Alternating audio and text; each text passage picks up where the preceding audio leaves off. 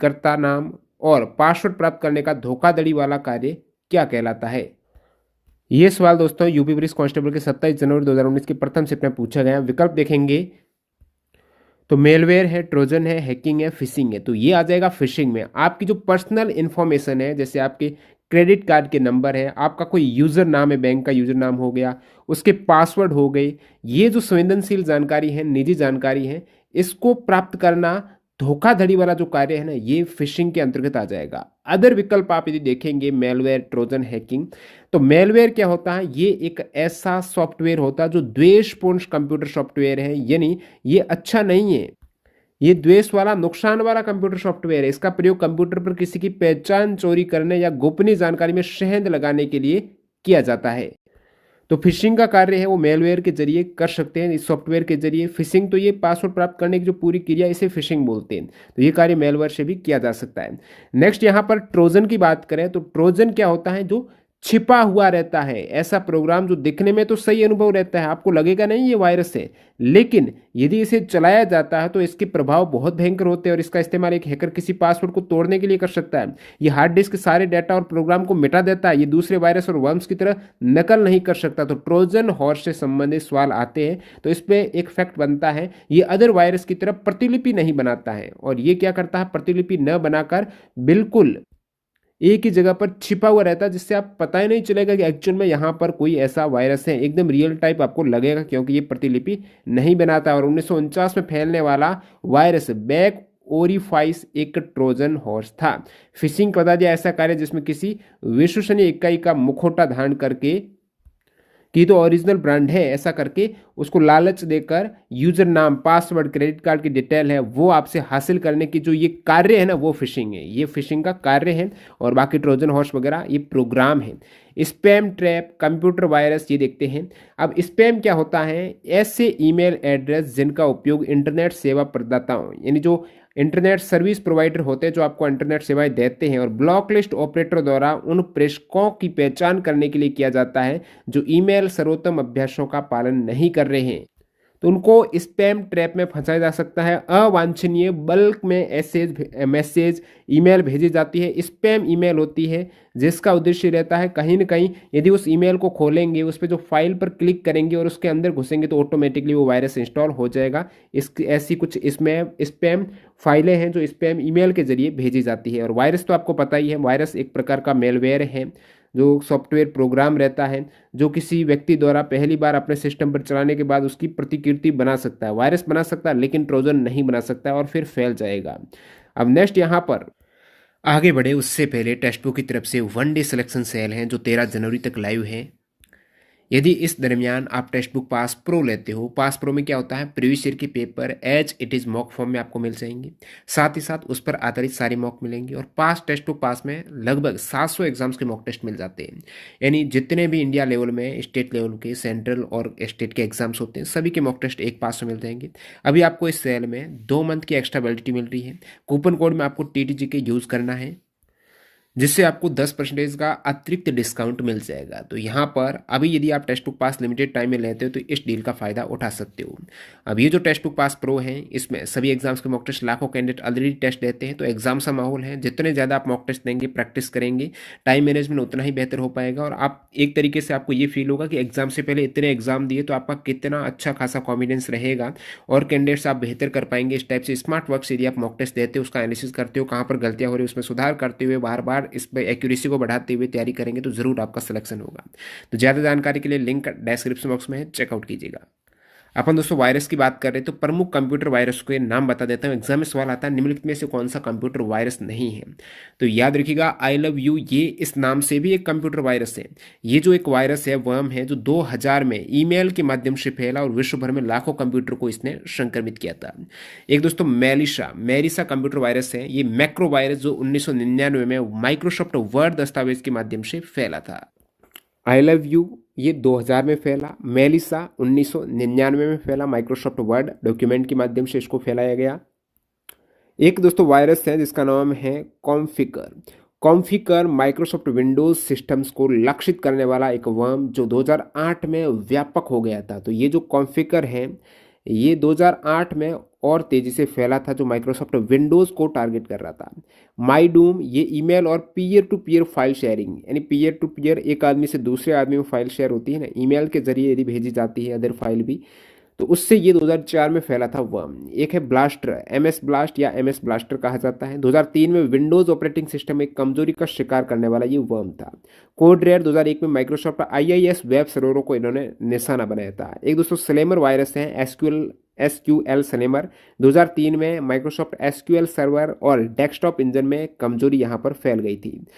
निम्डा भी एक computer virus है, email, web server, network shares के माध्यम से एक फैला वर्म है 2001 में। सेसर 2004 में एमएस विंडोज में एक कमजोरी का शिकार करने वाला वर्म है। ज्यूस या जेड बॉट विंडोज सिस्टम को टारगेट करने वाला एक ट्रोजन हॉर्स जो अक्सर वित्तीय धारा के लिए उपयोग होता है। तो ये प्रमुख 10 कंप्यूटर वायरस हैं।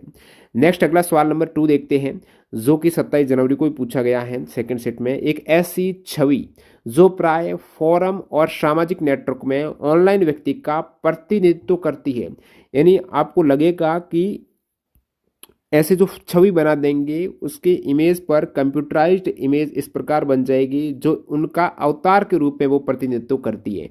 आजकल इंस्टाग्राम पर भी अवतार आने लगे हैं, व्हाट्सएप का अवतार आ चुका है, यानी आप अपना इमेज फिल्टर करेंगे, वहाँ पर स्कैन करेंगे व्हाट्सएप पर, तो आपका ऐसा अवतार बन जाएगा आप जैसा ही।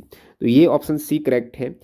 नेक्स्ट अपना है, निम्नलिखित में से कौन सा सामाजिक मीडिया नेटवर्क, सोशल मीडिया से सवाल आ रहे हैं, तो यहाँ पर देखो ये सभी यूपी पुलिस कांस्टेबल में ही पूछे गए सवाल है। निम्नलिखित में से कौन सा सामाजिक मीडिया नेटवर्क एक सार्वजनिक रूप से सूचीबद्ध कंपनी नहीं है, तो यहाँ पर पब्लिक डोमेन पर सार्वजनिक रूप से सूचीबद्ध नहीं है जो सामाजिक मीडिया नेटवर्क है, तो ट्विटर है सार्वजनिक रूप से, फेसबुक है, वेबो भी है, जो क्वारा है ना क्वारा, ये कोई ऐसा सोशल मीडिया नेटवर्क नहीं है, ये एक सवाल जवाब वाला ऑनलाइन प्लेटफॉर्म है, एक सामाजिक प्रश्न उत्तर वेबसाइट है। कैसी है? प्रश्न उत्तर है। आपको क्वारा पर बहुत से सवालों के जवाब हैं, अनुभव लोग साझा करते हैं, यदि किसी को अच्छे ढंग से उस सवाल का बेहतर उत्तर आता है तो वह क्वारा पर साझा करता है। तो ये जो क्वारा है कोरा पर आप भी बहुत से सवाल हैं वो उत्तर दे सकते हो, पूछ सकते हो सवालों को, तो इस टाइप से प्रश्न एंड उत्तर वहां पर आपको मिलेगा। और जो क्वारा है ना क्वारा, ये कोरा कहाँ पर इसका हेडक्वार्टर है, तो माउंटेन व्यू कैलिफोर्निया में इसका हेडक्वार्टर है कोरा का, और 25 जून 2009 को इसकी स्थापना हुई थी। तो कोरा की स्थापना 25 जून 2009 को। अगला सवाल है, कंप्यूटर वर्म जो औद्योगिक नियंत्रण प्रणाली को निशाना बनाता है, इसने 2007 में ईरान के परमाणु कार्यक्रम पर आक्रमण कर दिया। तो ऐसा कंप्यूटर वर्म जो वायरस है जो इंडस्ट्रियल प्रणाली है ना सिस्टम, उनको टारगेट करता है। इंडस्ट्री कहाँ पर है, और इस प्रकार इन्होंने एक परमाणु कार्यक्रम पर आक्रमण किया था 2007 में। तो ये है दोस्तों स्टक्सनेट। तो ये कंप्यूटर वर्म, इसका नाम है स्टक्सनेट। स्टक्सनेट ऐसा कंप्यूटर वर्म है जिसने 2007 में ईरान में परमाणु कार्यक्रम पर आक्रमण कर दिया था। तो ये स्टक हो गया 2007 में ईरान के परमाणु कार्यक्रम पर इसने आक्रमण किया। अदर विकल्प आप देखेंगे तो वो है कॉन्फिकर मैंने अभी ऊपर बात की, ये एक वायरस है। इसका अन्य नाम कॉन्फिकर का है, डाउन अप किडो भी इसे कहा जाता है। ये कंप्यूटर वर्म है जो माइक्रोसॉफ्ट विंडोज ऑपरेटिंग सिस्टम को टारगेट करता है। नेक्स्ट आप देखेंगे सेसर, ये भी एक कंप्यूटर वर्म वायरस है जो मुख्य रूप से माइक्रोसॉफ्ट ऑपरेटिंग सिस्टम, जिसमें जो पुराने वाले हैं ना विंडोज एक्सपी, विंडोज 2000, ये जो कंप्यूटर सिस्टम ऑपरेटिंग सिस्टम इनको टारगेट करता है सेसर वर्म एक कमजोर नेटवर्क पोर्ट का शोषण करके संचालित करता है, और ये वर्म उपयोगकर्ता के हस्तक्षेप के बिना आसानी से एक कंप्यूटर से दूसरे कंप्यूटर में फैल जाता है। ज्यूस क्या है? ज्यूस एक वायरस है, ज्यूस ट्रोजन मेलवेयर है। ये दुर्भावनापूर्ण सॉफ्टवेयर का एक रूप है जो माइक्रोसॉफ्ट विंडोज को टारगेट करता है और अक्सर वित्तीय डाटा चोरी करने के लिए उपयोग किया जाता है। ज्यूस निकाला जाता है वित्तीय डाटा का। नेक्स्ट सवाल नंबर 5 देखते हैं, हाल ही में एक वैश्विक डाटा चोरी अपराध में किस कंपनी का नाम आया था? तो ये 18 जून 2018 को पूछा गया सवाल है फर्स्ट शिफ्ट में। तो एक वैश्विक डाटा चोरी अपराध में कैम्ब्रिज एनालिटिका है, इसका नाम आया था। फेसबुक डाटा चोरी हुई थी, ये बात 2010 की है। 2010 के दशक में ब्रिटिश कंसल्टिंग फर्म है ये ब्रिटिश कैम्ब्रिज एनालिटिका। तो कैम्ब्रिज एनालिटिका द्वारा लाखों फेसबुक यूजर्स हैं उनसे संबंधित व्यक्तिगत पर्सनल डाटा उनकी सहमति के बिना यहाँ पर कलेक्ट कर लिया गया, और जिसका मुख्य रूप से राजनीतिक विज्ञापन के लिए, यानी यहाँ पर राजनीतिक है पॉलिटिकल एडवर्टीजमेंट के लिए इसका इस्तेमाल किया जाना था, और लाखों यहाँ पर यूजर्स का डाटा है वो उनकी बिना अनुमति के परमिशन के कलेक्ट कर दिया गया, वो थी कैम्ब्रिज एनालिटिका पर इस टाइप का ये अपराध है वो आया था वैश्विक डाटा चोरी का। डेटा को 2013 में डेटा वैज्ञानिक अलेक्जेंडर कोगन और उसकी कंपनी ग्लोबल साइंस रिसर्च द्वारा विकसित this is your digital life नामक ऐप के माध्यम से कलेक्ट किया गया था। वर्ल्ड वाइड वेब के आविष्कारक कौन है? ये 18 जून 2018 को सेकंड शिफ्ट में पूछा गया यूपी पुलिस कांस्टेबल में। W3 वर्ल्ड वाइड वेब, इसके आविष्कारक है टिम बर्नर्स ली। तो ये 1989 में टिम बर्नर्स ली द्वारा CERN ऑर्गेनाइजेशन में 1991 में इसे जनता के लिए खोल दिया गया था।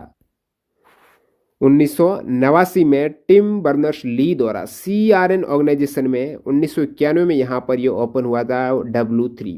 और आपको बता दूं सबसे पहला जो डोमेन रजिस्टर हुआ था ना 1985 में वो था symbolics.com, और पहली जो वेबसाइट है ना वो CERN पर ही है, info.cern.ch। एक अनअधिकृत कंप्यूटर प्रोग्राम एक अधिकृत कार्यक्रम की तरह व्यवहार करता है। अनअधिकृत है, अनऑफिशियल कंप्यूटर प्रोग्राम है जो लगता है कि ऑफिशियल प्रोग्राम है, जिससे वो वास्तव में क्या कर रहा है उसे छुपाता है। इसे संभवतः कहते हैं ट्रोजन हॉर्स। यानी ट्रोजन हॉर्स है ना, आपको दिखता ही नहीं है, खुद की प्रतिलिपि नहीं बनाता, छुपा हुआ रहता है और आपको लगता है ये ओरिजिनल चीज़ है, और वो होता क्या है, वो एक मालवेयर है। तो ट्रोजन हॉर्स हो जाएगा एक प्रोग्राम जिसे उपयुक्त रूप से एक अनअधिकृत प्रोग्राम कहा जाता है, जो एक अधिकृत प्रोग्राम प्रतीत होता है, रियल लगता है और आंतरिक रूप से कार्य करता रहता है और आपको वास्तव में पता ही नहीं चलेगा। नेक्स्ट यहाँ पर एक डिडलिंग टर्म आ रहा है, तो डेटा डिडलिंग आगे भी सवाल आएगा। डेटा डिडलिंग क्या होती है? एक प्रकार का साइबर अपराध है, ये भी साइबर क्राइम है, जिसमें डेटा को कंप्यूटर सिस्टम में दर्ज करते ही बदल दिया जाता है। अब डेटा डिडलिंग क्या होती है? कंप्यूटर सिस्टम में डाटा आप एंट्री दर्ज हो रहा है उससे पहले ही वो एक तरीके से चेंज कर दिया जा रहा है उसको। तो ये जो डाटा में अल्ट्रेशन की जा रही है, चेंज किया जा रहा है, ये कौन करता है? तो इसे डाटा एंट्री कलर कर सकते हैं या कंप्यूटर वायरस के द्वारा। जैसे डाटा आप एंटर कर रहे हो, एंटर होते ही वो दूसरे डाटा में एंटर हो जाएगा, आपको पता ही नहीं चलेगा। इसे डाटा डिडलिंग कहा जाता है। नेक्स्ट यहाँ पर टर्म है स्पैमिंग। तो स्पैमिंग देखते हैं किसी भी प्रकार का अवांछित डिजिटल संचार जिसे आप नहीं चाहते हो, उसके बावजूद वो आपके पास आ रहा है और वो बल्क में भेजा जाता है, थोक में एक साथ 1000 को एक ईमेल चिपका दी। उस ईमेल का उद्देश्य एडवर्टीजमेंट पर्पज से हो सकता है या फिर आपके सिस्टम में सेंधमारी करने के लिए, वायरस घुसाने के लिए इस टाइप से स्पैम ईमेल बार बार भेजी जाती ताकि आप उस फाइल को क्लिक करके अपने सिस्टम में इंस्टॉल कर दें और वो वायरस आपके पूरे सिस्टम्स को संक्रमित कर दें। तो ये स्पैमिंग की जाती है बल्क में ढेरों SMS भेजकर जिससे आप नहीं चाहते हो। ये अवांछित डिजिटल संचार है, इसे स्पैमिंग, स्पैम किसी को ढेर सारे अनचाहे मैसेज भेजने को कहते हैं। इस टाइप से ईमेल पर ये स्पैमिंग की जाती है। वायर डायलिंग क्या होता है? वायर डायलिंग ये टेलीफोन नंबरों की सूची को स्वचालित रूप से स्कैन करने की तकनीक है। वायर डायलिंग है, बहुत से टेलीफोन नंबर से उनकी सूची है और उसको स्कैन करेगा कौन से एरिया का कौन सा नंबर, उसके अकॉर्डिंग तो टेलीफोन नंबर की सूची को स्कैन करने की टेक्नोलॉजी है वायर डायलिंग। सवाल नंबर 8 देखते हैं, सूचना प्रौद्योगिकी अधिनियम। इस सूचना प्रौद्योगिकी अधिनियम से भी सवाल बार बार पूछे, यूपीएसआई में भी पूछे हैं। तो सूचना प्रौद्योगिकी अधिनियम में संशोधन 2008 वाला 2000 में आया था, उसके बाद 8 में इसको संशोधित किया गया, 9 में हुआ था लागू। तो ये पूछा है सूचना प्रौद्योगिकी संशोधन अधिनियम 2008 वाला है ना, ये कब लागू हुआ? तो ये संशोधन टाइटल तो 2008 से लेकिन लागू 2009 को हुआ था। ये कब हुआ? ये दोस्तों 9 मई जो 27 अक्टूबर 2009 है ना, इसको एक घोषणा द्वारा संशोधित किया गया था अक्टूबर 2009 को। लेकिन IT एक्ट है, ये आया कब था? तो ये शुरुआत में आया था 2000 में। ये अमेंडमेंट 2008 है ना, ये 2000 में IT एक्ट 2000 को संशोधित करके 2008 लाया गया है। तो 2000 में 17 अक्टूबर 2000 को इसे लागू किया गया। IT एक्ट को 9 मई 2000 को पूर्व राष्ट्रपति KR नारायणन के द्वारा हस्ताक्षरित किया गया था। अब सबसे पहले राष्ट्रपति ने हस्ताक्षर किया, उसके बाद ये लागू हुआ 17 अक्टूबर 2000 को। तो राष्ट्रपति कौन थे उस समय? KR नारायणन। IT एक्ट को हस्ताक्षर किसने किया? KR नारायणन ने। नेक्स्ट अपना सवाल देखते हैं, निम्नलिखित में से किस वर्ष में भारतीय IT एक्ट 2000 में प्रमुख संशोधन किया गया? ये UP police jail warder exam में पूछा गया है, जो सेम सिलेबस है यूपी पुलिस कांस्टेबल का। तो ये IT एक्ट 2000 वाला है, इस पर प्रमुख संशोधन जो टाइटल है वो 2008 का टाइटल है। तो किस प्रमुख संशोधन वाला है? वो सूचना प्रौद्योगिकी act, information technology act 2008 title से 5 फरवरी 2009 को राष्ट्रपति की सहमति प्राप्त हुई और सूचना प्रौद्योगिकी संशोधन एक्ट 2008 है वो 27 अक्टूबर 2009 को लागू हुआ। आईटी एक्ट 2008 साइबर सुरक्षा पर अतिरिक्त ध्यान केंद्रित करता है और आईटी एक्ट में कितनी धाराएं हैं, तो आईटी एक्ट 2008 में 117 धाराएं हैं, 117 सेक्शन से। अध्याय कितने, 9 अध्याय 117 सेक्शन से आईटी एक्ट 2008 में जो संशोधित हुआ है। और आईटी एक्ट 2000 जो मूल आईटी एक्ट है उसमें टोटल 4 तो सूचियां हैं, शेड्यूल 4 है मूल आईटी एक्ट में, 94 सेक्शंस धाराएं हैं और 13 चैप्टर हैं, ठीक है। और 2008 में चैप्टर कम करके 9 कर दिए हैं और धाराएं 117 कर दिए हैं 94 के स्थान पर। नेक्स्ट अपना सवाल है, निम्नलिखित में से कौन सा साइबर अपराध नहीं है, इन विकल्प में से कौन सा साइबर अपराध नहीं है। आपका ऑप्शन देखेंगे तो वो है पोर्नोग्राफिक यानी अश्लील मेल भेजना, ये भी UP police constable jail warder में आया है 19 दिसंबर 2020 को सेकंड शिफ्ट में।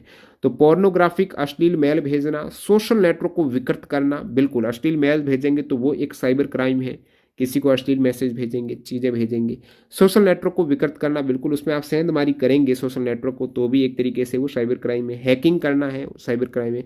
बिना अनुमति के कॉपीराइट सामग्री कॉपी करना, ये तो साइबर क्राइम क्या, ये तो एक तरीके से क्रिमिनल क्राइम है, ये आपराधिक अपराध है। बिना अनुमति के किसी कॉपीराइट सामग्री आप कॉपी कर देते हो डायरेक्टली हूबहू, तो ये आपराधिक अपराध है, क्रिमिनल केस बनता है।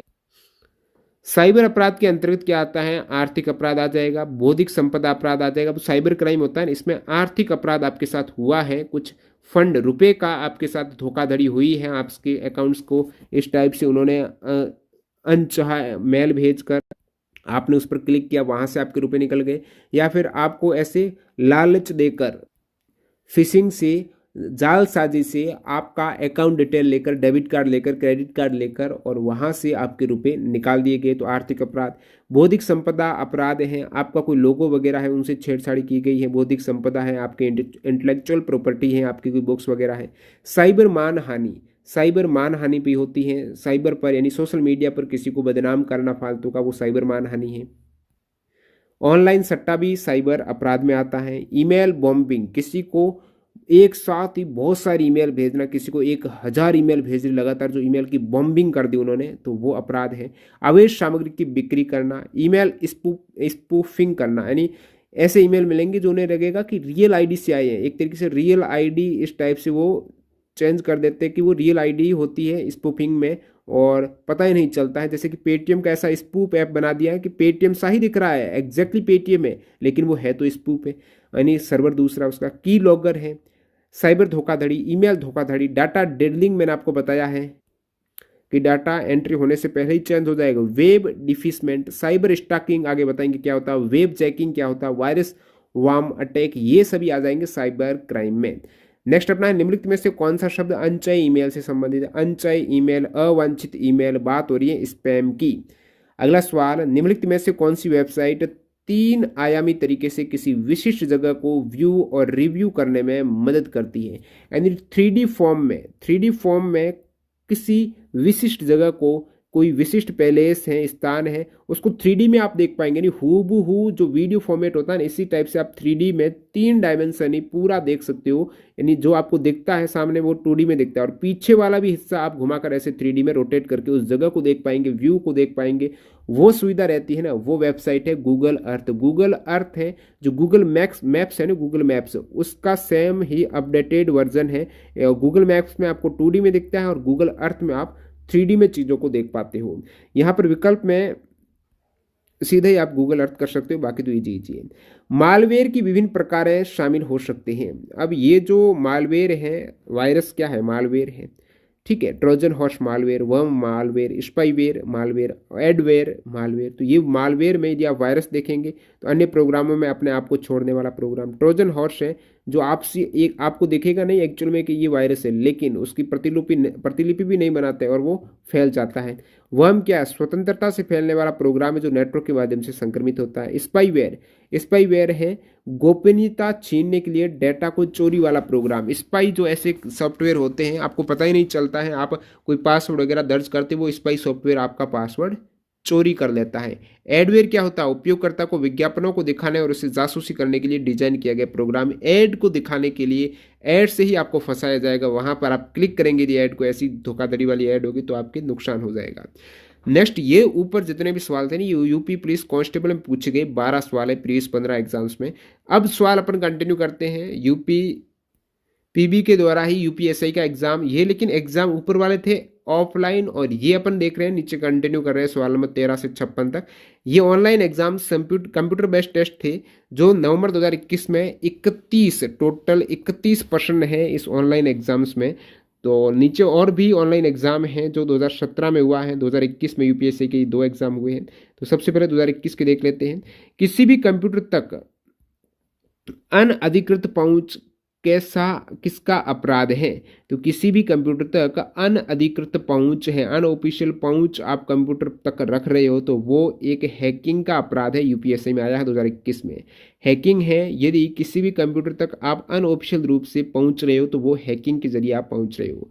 नेक्स्ट यहाँ पर और विकल्प आप देखेंगे। फायरवॉल, फायरवॉल ये कंप्यूटर सिस्टम में नेटवर्क का एक हिस्सा है। इसका निर्माण अनअधिकृत पहुंच को रोकने और अधिकृत संचार की अनुमति देने के लिए किया जाता है। तो फायरवॉल एक ऐसी दीवार है जो वायरस को घुसने से रोकती है। कोई अनअधिकृत प्रवेश न हो जाए तो ऐसी ही दीवार खड़ी हो गई, वायरस ऐसे तो चले जाएंगे डायरेक्टली, हर किसी कंप्यूटर सॉफ्टवेयर सिस्टम को दूषित कर देंगे और वहां से डाटा वगैरह गड़बड़ी कर देंगे। इसलिए ऐसी दीवार भी बनाई जाती है क्लाउडफ्लेयर जैसी। तो ये फायरवॉल है जो अन्य अधिकृत पहुंच को रोकने का काम करता है। पेज क्या है? पेज एक कंप्यूटर प्रोग्राम या इसके सहायक डेटा में परिवर्तन का एक सेट है। इसे अपडेट करने, ठीक करने या सुधारने के लिए डिजाइन किया गया। अब कोई आपको ऐसा काफ़ी बार होता है अपने सिस्टम में, नया नया फ़ोन आता है उसमें पता नहीं चलता है, कुछ वल्नरेबिलिटी रहती है अंदर ही, कुछ गड़बड़ी रहती है, तो फिर वो अपडेट के जरिए उसे सही करते ताकि उस पर कोई वायरस वगैरह ना घुस जाए, सेंधमारी ना कर दे। तो अपडेट ठीक करने या सुधारने के लिए डिजाइन किया जाता है पेज को। डेटा एंक्रिप्शन, डेटा आपको व्हाट्सएप पे देखता है ना, वो data end to end encrypted है, यानी इस प्रकार से डाटा को घुमाया जाएगा कि दूसरा कोई पढ़ ही नहीं सकता है। ठीक है, डाटा को अलग तरह से बदलने या कोड बदलने में मदद करता है। डाटा को पूरा कोड ही चेंज कर लेगा जिसको कोई रीड ही नहीं कर सकता, तो ताकि हमें एक गुप्त कुंजी या पासवर्ड पढ़ने में मदद करते, केवल आप ही उसे पढ़ सकते हो। एंड टू एंड एनक्रिप्टेड रहता है, इवन व्हाट्सएप वगैरह भी उसको नहीं पढ़ सकते। इस प्रकार से इसे एनक्रिप्टेड किया जाता है। नेक्स्ट अपना सवाल है, भारत में ऑनलाइन समाचार सामग्री किस मंत्रालय के दायरे में आती है? भारत में ऑनलाइन समाचार सामग्री है ना, ये सूचना और प्रसारण मंत्रालय के दायरे में आती है। फिल्मों और ऑनलाइन न्यूज़ प्लेटफॉर्म समेत डिजिटल मीडिया केंद्रीय सूचना एवं प्रसारण मंत्रालय के अंतर्गत आता है। तो जितने भी ऑनलाइन समाचार पोर्टल सामग्री हैं वो सभी सूचना और प्रसारण मंत्रालय के अंतर्गत है, केंद्रीय सूचना और प्रसारण मंत्रालय के अंतर्गत आते हैं। यदि कोई विदेशी नागरिक अश्लील सामग्री प्रकाशित करने के लिए भारतीय सर्वर का उपयोग करता है तो वो किस अपराध के तहत, कानून के तहत दंडनीय हो सकता है? तो विदेशी नागरिक अश्लील सामग्री प्रकाशित करने के लिए भारतीय सर्वर का उपयोग करता है तो उस पर भारत का जो साइबर कानून है ना वो लग जाएगा, चाहे विदेशी नागरिक हो उस पर लगेगा भारत का साइबर कानून। सिग्नल ऐप निम्नलिखित में से किसके द्वारा स्थापित किया गया था? सिग्नल ऐप को 2018 में, ये सिग्नल ऐप व्हाट्सएप जैसा ही एक मैसेंजर ऐप होता है जिसमें आप इंस्टेंट मैसेजिंग ऐप आप कहते हो, तुरंत आप डायरेक्ट मैसेज भेजते हो, तो सिग्नल ऐप है। इसकी स्थापना 2018 में मॉक्सी मार्लिन स्पाइक, तो सिग्नल ऐप जब व्हाट्सएप वगैरह बैन की बात हुई थी फेसबुक की तो उस समय सामने आया था कि ये आपके डाटा को किसी को नहीं बेचता है, तो इसकी स्थापना 2018 में मॉक्सी मार्लिन स्पाइक एवं व्हाट्सएप के को फाउंडर ब्रायन एक्टन ने की थी। पहले व्हाट्सएप के जो को फाउंडर थे ना ब्रायन एक्टन, और साथ ही साथ Marlinspike, Moxie Marlinspike ने की थी सिग्नल ऐप की स्थापना 2018 में। नेक्स्ट अपना है सूचना प्रौद्योगिकी एक्ट के तहत निम्नलिखित में से कौन सा सही है? आईटी एक्ट 2000 वाला 2008 में संशोधित किया गया, अक्टूबर 2009 में जो लागू हुआ। तो ये जो सूचना प्रौद्योगिकी एक्ट है इसमें कौन सा सही है स्टेटमेंट? तो स्टेटमेंट देखो, इलेक्ट्रॉनिक राजपत्र को किसी भी सरकारी नियमों की प्रकाशन आवश्यकता को पूरा करने वाला माना जाता है। यदि इलेक्ट्रॉनिक राजपत्र मिला है तो सरकारी नियमों की प्रकाशन आवश्यकता को पूरा करने वाला माना जाएगा। नेक्स्ट सवाल नंबर 18, एक गैर कानूनी गतिविधि जहां नकली वेबसाइट जो वास्तविक दिखाई देती है तो नकली वेबसाइट, लेकिन आप वहां पर कंफ्यूज हो जाते हो, आपको लगता है ये ओरिजिनल है, और उपयोगकर्ता के सामने संवेदनशील और व्यक्तिगत जानकारी एकत्रित। अब इससे पहले आपने फिशिंग का देखा था, व्यक्तिगत जानकारी, आपका यूजर नाम ले लेगा, आपका पासवर्ड ले लेगा, आपकी बैंक डिटेल ले लेगा, क्रेडिट कार्ड ले लेगा, और आपको लगे कि ये मैं असली आदमी को दे रहा हूं, इस प्रकार वो बनेगा, झूठा लालच देगा आपको और इस टाइप से वो बोलेगा, आपको फंसा लेगा बातों में, और वहां से आपके साथ फिशिंग हो रही है। ठीक है, तो ये गैर कानूनी गतिविधि फिशिंग के अंतर्गत आती है। और अदर अदर ऑप्शन जैसे कि प्लेगरिज्म। प्लेगरिज्म क्या होता है? एक तरीके से ये साहित्यिक चोरी है। किसी ने कुछ लेख लिखा, आर्टिकल लिखा और आपने उसको हूबहू कॉपी करके पेस्ट कर दिया, उसके लेख को चोरी कर दिया, प्लेगरिज्म कर दिया आपने। कॉपी पेस्ट वाला काम है ना, उसे ही प्लेगरिज्म बोलते हैं। तो फिशिंग हो गया एक ऐसा साइबर अपराध जिसमें एक लक्ष्य या लक्ष्य से ईमेल, टेलीफोन करके, टेक्स्ट मैसेज से आपको कांटेक्ट किया जाएगा और वो कहेंगे कि हम तो वेद इंस्टीट्यूट से हैं, जो ब्रांड, जैसे हम तो इस बैंक से हैं जो ओरिजिनल है, और आपसे ये बैंकिंग, क्रेडिट कार्ड जैसे संवेदनशील सेंसिटिव डाटा आपसे प्राप्त कर लेंगे। और फिशिंग का पहला जो मुकदमा हुआ था ना 2004 में कैलिफोर्निया के एक किशोर के खिलाफ दायर किया गया था, जिसने अमेरिकी ऑनलाइन वेबसाइट की नकल बना दी थी, ओरिजिनल ब्रांड बना दिया कि हूबहू यही वेबसाइट है, और लोग वहां पर फंस गए और लोगों ने अपनी जानकारी साझा कर दी, उनका डाटा कलेक्ट कर दिया। ये पहला फिशिंग मामला आया 2004 में निकलकर। नेक्स्ट वाला लिखते हैं, स्नैपचैट के लोगों में निम्नलिखित में से क्या चित्रित है? अब स्नैपचैट का लोगो आपने नहीं देखा तो ये देख लो, ये स्नैपचैट का लोगो है। इसमें आपको ये किसका कोई कैमरा थोड़ा है, ये लेंस भी नहीं है, पक्षी भी नहीं है, ये है भूत। क्या है? भूत जैसा इमेज है स्नैपचैट में। तो स्नैपचैट एक अमेरिकी मल्टीमीडिया इंस्टेंट मैसेजिंग ऐप है। जिस प्रकार व्हाट्सएप, जिस प्रकार मैसेंजर, टेलीग्राम, ये इंस्टेंट इंस्टेंट भेज देते हैं ना मैसेज को, तो इंस्टेंट मैसेजिंग ऐप स्नैपचैट भी है। यहाँ पर भी आप डायरेक्टली मैसेज भेज सकते हो। अब जो स्नैपचैट आपको दिख रहा है, सवाल में पूछा, तो इसको सबसे पहले किसने बनाया? तो स्टैनफोर्ड विश्वविद्यालय के पूर्व छात्रों, नाम है इवान स्पीगल, बॉर्बी मर्फी और रेगी ब्राउन द्वारा सितंबर 2011 में स्नैपचैट बनाया गया था। अब स्नैपचैट है ये कब लॉन्च हुआ? 2011 में हुआ। रेगी brown, Barbie Murphy, Ivan Spiegel. तो इवान स्पीगल, बॉबी मर्फी और रेगी ब्राउन ने इसको बनाया था सितंबर 2011 में। तो स्नैपचैट में है भूत। तो आप कहेंगे और भी सोशल मीडिया है ना, उनका भी बता दो हमें लोगों, जहां से सवाल आ जाए तो हम उसको सही कर दें। फेसबुक है, अब डायरेक्टली देखता, फेसबुक में ऐप लिखा हुआ है और पूरा ब्लू ब्लू हो रखा है, नीले वर्ग में एक छोटा ऐप लिखा हुआ है। ट्विटर, अब ये ट्विटर क्या हो गया है? एक्स हो चुका है। अब एक्स का लोगो इस टाइप से आपको दिखेगा, ट्विटर में एक्स का लोगो दिखेगा आपको। तो ये पहले था एक नीला पक्षी जो कि दाएं की ओर था, राइट साइड में मुंह करके इस टाइप से आगे था। नेक्स्ट यहाँ पर इंस्टाग्राम की बात करें तो इंस्टाग्राम तो इस टाइप से जो होता है रेनबो में, रेनबो बैकग्राउंड में एक स्टाइलिस्ट कैमरा होता है। तो ये स्टाइलिस्ट कैमरा होता है, इस टाइप से स्टाइल से बना हुआ कैमरा होता है और पूरा पूरा रेनबो 7 कलर उसमें होते हैं। तो स्टाइलाइज्ड कैमरा है इंस्टाग्राम में। स्नैपचैट में भूत है। लिंक्डइन में आपको इन लिखा हुआ मिलेगा नीले कलर में, जो कि प्रोफेशनल वेबसाइट है लिंक्डइन। पिंटरेस्ट है इमेज शेयरिंग वाली। पिंटरेस्ट एक लाल वृत्त में स्टाइलाइज्ड पी लिखा है, लाल सर्किल में पी लिखा है पिंटरेस्ट में। व्हाट्सएप है, व्हाट्सएप में कैसा बैकग्राउंड? हरा बैकग्राउंड पर सफेद फोन रिसीवर, व्हाट्सएप पर फोन रिसीवर का लोगो है। और बात करें टिकटॉक, टिकटॉक सभी को पता है एक लाल और काले भाषण बबल में संगीत चिन्ह है। टिकटॉक में म्यूजिक का भाषण, लाल और काले भाषण बबल में संगीत चिन्ह है। यूट्यूब में सफेद वर्ग में लाल प्ले बटन है। और ट्विटर की बात करें तो ये अभी एक्स हो चुका है, जिसे रिब्रांड किया गया जुलाई 2023 में। अगला अपना सवाल है, एक प्रकार का साइबर अपराध है। कौन सा साइबर अपराध है? जिसका उपयोग साइबर अपराधी एक सिस्टम या नेटवर्क प्रतिबंधित करने के लिए करते हैं। अब साइबर अपराधियों को लगा कोई एक वेबसाइट है, उस पर ऐसा अटैक करेंगे कि वेबसाइट चलना बंद हो जाएंगे। वेबसाइट पर दो टाइप से व्यूअर आते हैं। एक तो ओरिजिनल व्यूअर आते हैं जो वेबसाइट को एक्चुअल में देखना चाहते हैं, उनका कोई प्रोडक्ट है उनको देखना चाहते हैं, वेबसाइट में कोई कंटेंट है उनको देखना चाहते हैं। वो कंटेंट में रेगुलर व्यूअर आते हैं, तो वो आते हैं ऑर्गेनिक सर्च के द्वारा आते हैं, एसईओ से डायरेक्टली आते हैं।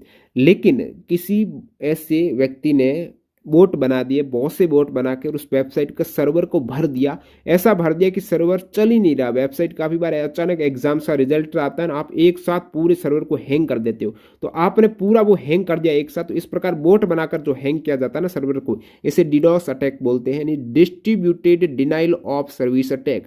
यानी डिस्ट्रीब्यूटेड, बहुत सारा यहाँ पर लोग आके और सर्विस को डिनाइल कर दिया। Distributed denial of service attack, DDoS attack, ऐसा हमला होगा जो कि पूरी इंटरनेट सेवा को प्रतिबंधित कर देगा, सिस्टम को प्रतिबंधित कर देगा। तो डिडोस अटैक हो जाएगा। प्लेजरिज्म है, एक तरीके से साहित्यिक चोरी है। कॉपीराइट उल्लंघन है, आपका जो कॉपीराइट पूरी बुक्स है हूबहू किसी ने छाप दी तो कॉपीराइट उल्लंघन और प्लेजरिज्म एक ही है। फिशिंग की बात करें तो आपका ऐसा लगेगा कि ओरिजिनल वेबसाइट है, वहाँ पर आप अपना डाटा दे देते हो, या फिर कॉल करके बोलते हैं हम बैंक वाले डाटा दे देते हो, वो फिशिंग है। और distributed denial of service attack है, वेबसाइट पर किसी ऐसे सर्वर पर अटैक करेंगे और सर्वर को हैंग कर देंगे, तो रियल लोगों को जब उस सर्वर की जरूरत रहेगी तो उसका यूज ही नहीं कर पाएंगे, एसेज ही नहीं कर पाएंगे, क्योंकि वो हैंग हो चुका है। नेक्स्ट अपना है स्पैम। क्या होता है स्पैम? होता है अनवांछित मैसेज, अनचाही चीजें जो आप नहीं चाहते और आपको भर भर के मिलती हैं एक साथ, वो है दोस्तों unsolicited message. Mail box service में हैम्परिंग करके ये मैसेज आते हैं। अगला है सूचना प्रौद्योगिकी एक्ट 2000 की, जो किस धारा में कंप्यूटर संसाधनों का उपयोग करके प्रतिरूपण द्वारा धोखा देने की सजा से संबंधित है। तो यहाँ पर आर्टिकल जो धारा सेक्शन 66D का पूछा है कि आईटी एक्ट 2000 की जो सेक्शन 66D है, ये कंप्यूटर संसाधनों का उपयोग करके प्रतिरूपण द्वारा धोखा देने की सजा से संबंधित है। अगर आप विकल्प देखेंगे 66F है, ये निजता के उल्लंघन पर सजा की बात की गई है। आपकी कोई पर्सनल इंफॉर्मेशन यदि शेयर होती है, वो 66F के तहत एक उल्लंघन है आईटी एक्ट 2000 के तहत। 66C की बात करें तो ये पहचान जो आपके हस्ताक्षर है, इस टाइप से ई हस्ताक्षर रहते हैं ना, ई सिग्नेचर, पासवर्ड है, इनकी चोरी के लिए सजा के बारे में बताता है 66C। चोरी कर रहे हो आप। 66B क्या है दोस्तों? 66B चुराए गए कंप्यूटर संसाधन या संचार उपकरण को बेईमानी से प्राप्त करने के लिए सजा के बारे में।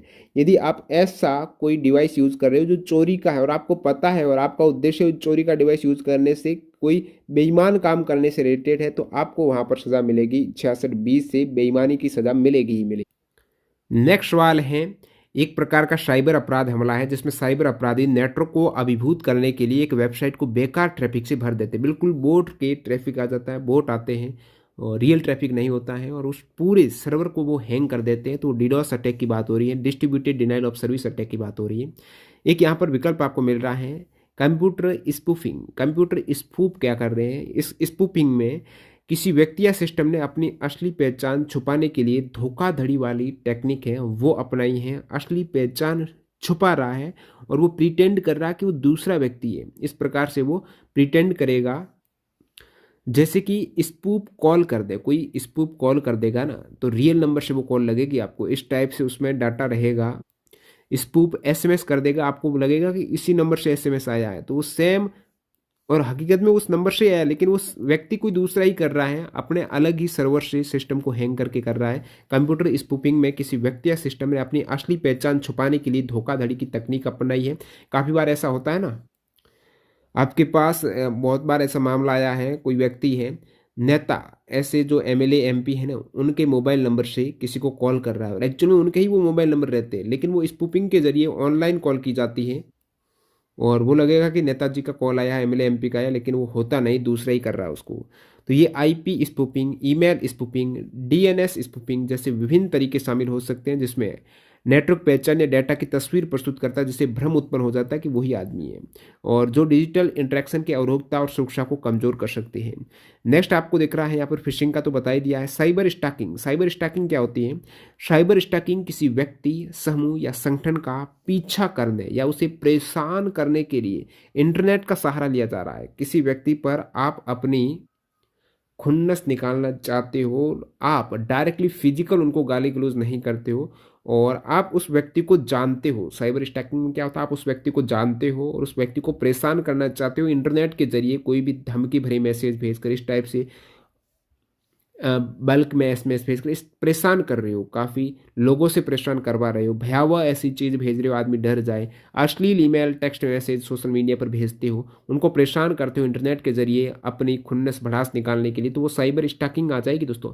एज ए वो साइबर बुलिंग ही होती है। साइबर स्टॉकिंग और साइबर बुलिंग में आप उसको गाली गलौज कर रहे हो, ऑनलाइन गाली गलौज कर रहे हो, एक तरीके से दोनों को परेशान कर रहे हो, उनका मानसिक रूप से वो परेशान हो ही रहे हैं, फिजिकल ना हो तो साइबर बुलिंग में यदि किसी को न जाने तो भी किसी को गाली दे दे साइबर, और साइबर स्टॉकिंग में आप उसे जानते हो। नेक्स्ट है, निम्नलिखित में से किसे डिनाइल ऑफ सर्विस अपराध माना जाता है? डिनाइल ऑफ सर्विस अपराध यानी डीडोस अटैक। नेटवर्क पर उपयोगकर्ता की भरमार होना जिससे वैध नेटवर्क ट्रैफिक रुक जाए। बिल्कुल, जो वैलिड नेटवर्क ट्रैफिक, जिनको उस वेबसाइट में एक्चुअल में जरूरत है लेकिन बोर्ड से भर गई हो, एक्चुअल में कोई उसको देख ही नहीं पा रहा है। इंटरनेट कनेक्शन में बाधा डालना, जानबूझकर कंप्यूटर सिस्टम में कोई वायरस डालना। तो पूछा है डीडोस अपराध माना जाएगा किसे? तो इन विकल्प के अकॉर्डिंग दो ऑप्शन ए और बी दो ही सही, दोनों ही सही है। नेटवर्क पर उपयोगकर्ता की भरमार होना और इंटरनेट कनेक्शन बाधा डालेंगे ना, ये दोनों ही, तो ये दोनों ही सही है। और सिस्टम में कोई वायरस थोड़ी डाल रहे हैं, वो तो क्या कर रहे हैं, बहुत सारे लोग उनको देखने की कोशिश करें तो सर्वर पर लोड बढ़ रहा, वायरस नहीं लोड बढ़ रहा वहाँ पर। तो ये डीडोस अटैक हो गया। कौन से व्हाट्सएप फीचर का उपयोग ग्राहकों को व्यक्तिगत रूप से जोड़ने, उत्पादों को चिन्हांकित करने और उत्पाद सूची बनाने के लिए किया जाता है? तो प्रोडक्ट इन्वेंट्री पूरी, वहाँ पर प्रोडक्ट लिस्ट किए जाते हैं। व्हाट्सएप बिजनेस की बात हो रही 2018 में, 2018 जनवरी 2018 में व्हाट्सएप बिजनेस लॉन्च किया गया था। तो कौन से व्हाट्सएप फीचर है? व्हाट्सएप बिजनेस का उपयोग ग्राहकों को व्यक्तिगत रूप से जोड़ने के लिए किया जाता है, यानी किसी को बिजनेस करना है और कस्टमर्स को जोड़ना है तो व्हाट्सएप बिजनेस पर उन्होंने क्या किया, बहुत से प्रोडक्ट लिस्ट कर दिए। जिस भी आदमी को वो प्रोडक्ट चाहिए वो कार्ट में ऐड करके उसको मैसेज जाएगा और वो उनको पेमेंट करेगा तो वो उसको शिप कर देगा प्रोडक्ट को। तो ये व्हाट्सएप बिजनेस फीचर सभी को पता है। सूचना प्रौद्योगिकी एक्ट 2000 के अनुसार साइबर अपीलीय न्यायाधिकरण के आदेश से पीड़ित व्यक्ति सीधे किससे संपर्क कर सकता है? अब देखिएगा, सूचना प्रौद्योगिकी एक्ट 2000 है ना, आईटी एक्ट 2000, इसमें यदि कोई साइबर क्राइम करता है, आप शिकायत करते हो तो साइबर के लिए एक अलग से न्यायाधिकरण है, जिसे साइबर अपीलीय न्यायाधिकरण कहा जाता है। वहां पर आपकी शिकायत सुनी जाती है। आपको लगता है कि आपका न्याय संगत वहां पर निर्णय नहीं हुआ है तो वो पीड़ित लोग हैं वो सीधे हाईकोर्ट जा सकते हैं। साइबर अपीलीय न्यायाधिकरण के आदेशों से पीड़ित और गलत आदेश से पीड़ित व्यक्ति हाईकोर्ट डायरेक्टली जा सकता है। नेक्स्ट है, निम्नलिखित में से कौन सी सोशल नेटवर्किंग साइट केवल प्रोफेशनल नेटवर्किंग के उद्देश्य से अभिकल्पित की गई है? उस साइट के बारे में काफी कम लोगों को पता है क्योंकि वो प्रोफेशनल नेटवर्किंग है। वहां पर प्रोफेशनल आपकी आईडी बनेगी और ये प्रोफेशनल नेटवर्किंग का काम होता है जॉब के लिए। ठीक है, यदि किसी के पास बहुत अच्छे अच्छे स्किल हैं, काफ़ी कंपनियों में उन्होंने काम कर रखा है, कॉर्पोरेट में काम कर रखा है, अच्छा खासा अनुभव है, तो वो पूरी अपनी प्रोफाइल बनाएगा। यहाँ पर बात हो रही है लिंक्डइन की। तो प्रोफेशनल नेटवर्किंग में सभी अच्छे अच्छे कॉर्पोरेट वाले लोग मिलेंगे, स्किलफुल लोग मिलेंगे जो कि बिजनेस कर रहे होते हैं, किसी कंपनी में काम कर रहे होते हैं, बड़े पद पर होते हैं, तो उनकी लिंक्डइन प्रोफाइल रहेगी वो प्रोफेशनल, ताकि वो लिंक्डइन प्रोफाइल के जरिए और नई जॉब की तलाश में रहता है ना, तो काफ़ी अच्छा खासा फायदा मिलता है। उनकी प्रोफाइल देखकर ही एज ए रिज्यूम का काम करती है उनकी प्रोफाइल। तो ये लिंक्ड इन है प्रोफेशनल नेटवर्किंग साइट। और बाकी यहाँ पर फेसबुक, वाइबर, सिग्नल है, सोशल नेटवर्किंग है। और जो प्रोफेशनल नेटवर्किंग है ना वो लिंक्ड इन है। तो प्रोफेशनल नेटवर्किंग लिंक्ड इन जैसा और कौन सा? तो लिंक्ड इन जैसा मीटअप है, स्लैक है, जिंग है, उद्योग मित्र है, ये सभी प्रोफेशनल नेटवर्किंग साइट्स हैं। तो लिंक्डइन की बात करें, लिंक्डइन कब लॉन्च हुई थी? लिंक हुई थी 2013 में। लिंक्डइन 3 में हुई थी, 13 में नहीं। लिंक्डइन 2003 में लॉन्च हुआ। लिंक्डइन एक ऑनलाइन प्लेटफॉर्म है जिसे फील्ड या स्थान की परवाह किए बिना व्यावसायिक कनेक्शन बनाने और मजबूत करने के लिए डिजाइन किया गया है। प्रोफेशनल लोग आपस में यहाँ पर कनेक्ट हो सकते हैं, बातचीत कर सकते हैं। लिंक्डइन भी एक ऐसा स्थान है जहाँ कई भावी नियोक्ता उम्मीदवारों के बारे में अधिक जानने के लिए जाते हैं। नियोक्ता है जो जॉब चाहते हैं तो वहाँ पर उनकी प्रोफाइल देखी जाती है। 2003 में लॉन्च हुई है लिंक्डइन। अब नेक्स्ट वाले, कंप्यूटर प्रोग्राम की अनअधिकृत नकल और उपयोग जिससे बौद्धिक संपदा अधिकारों का उल्लंघन होता है उसे क्या कहते हैं?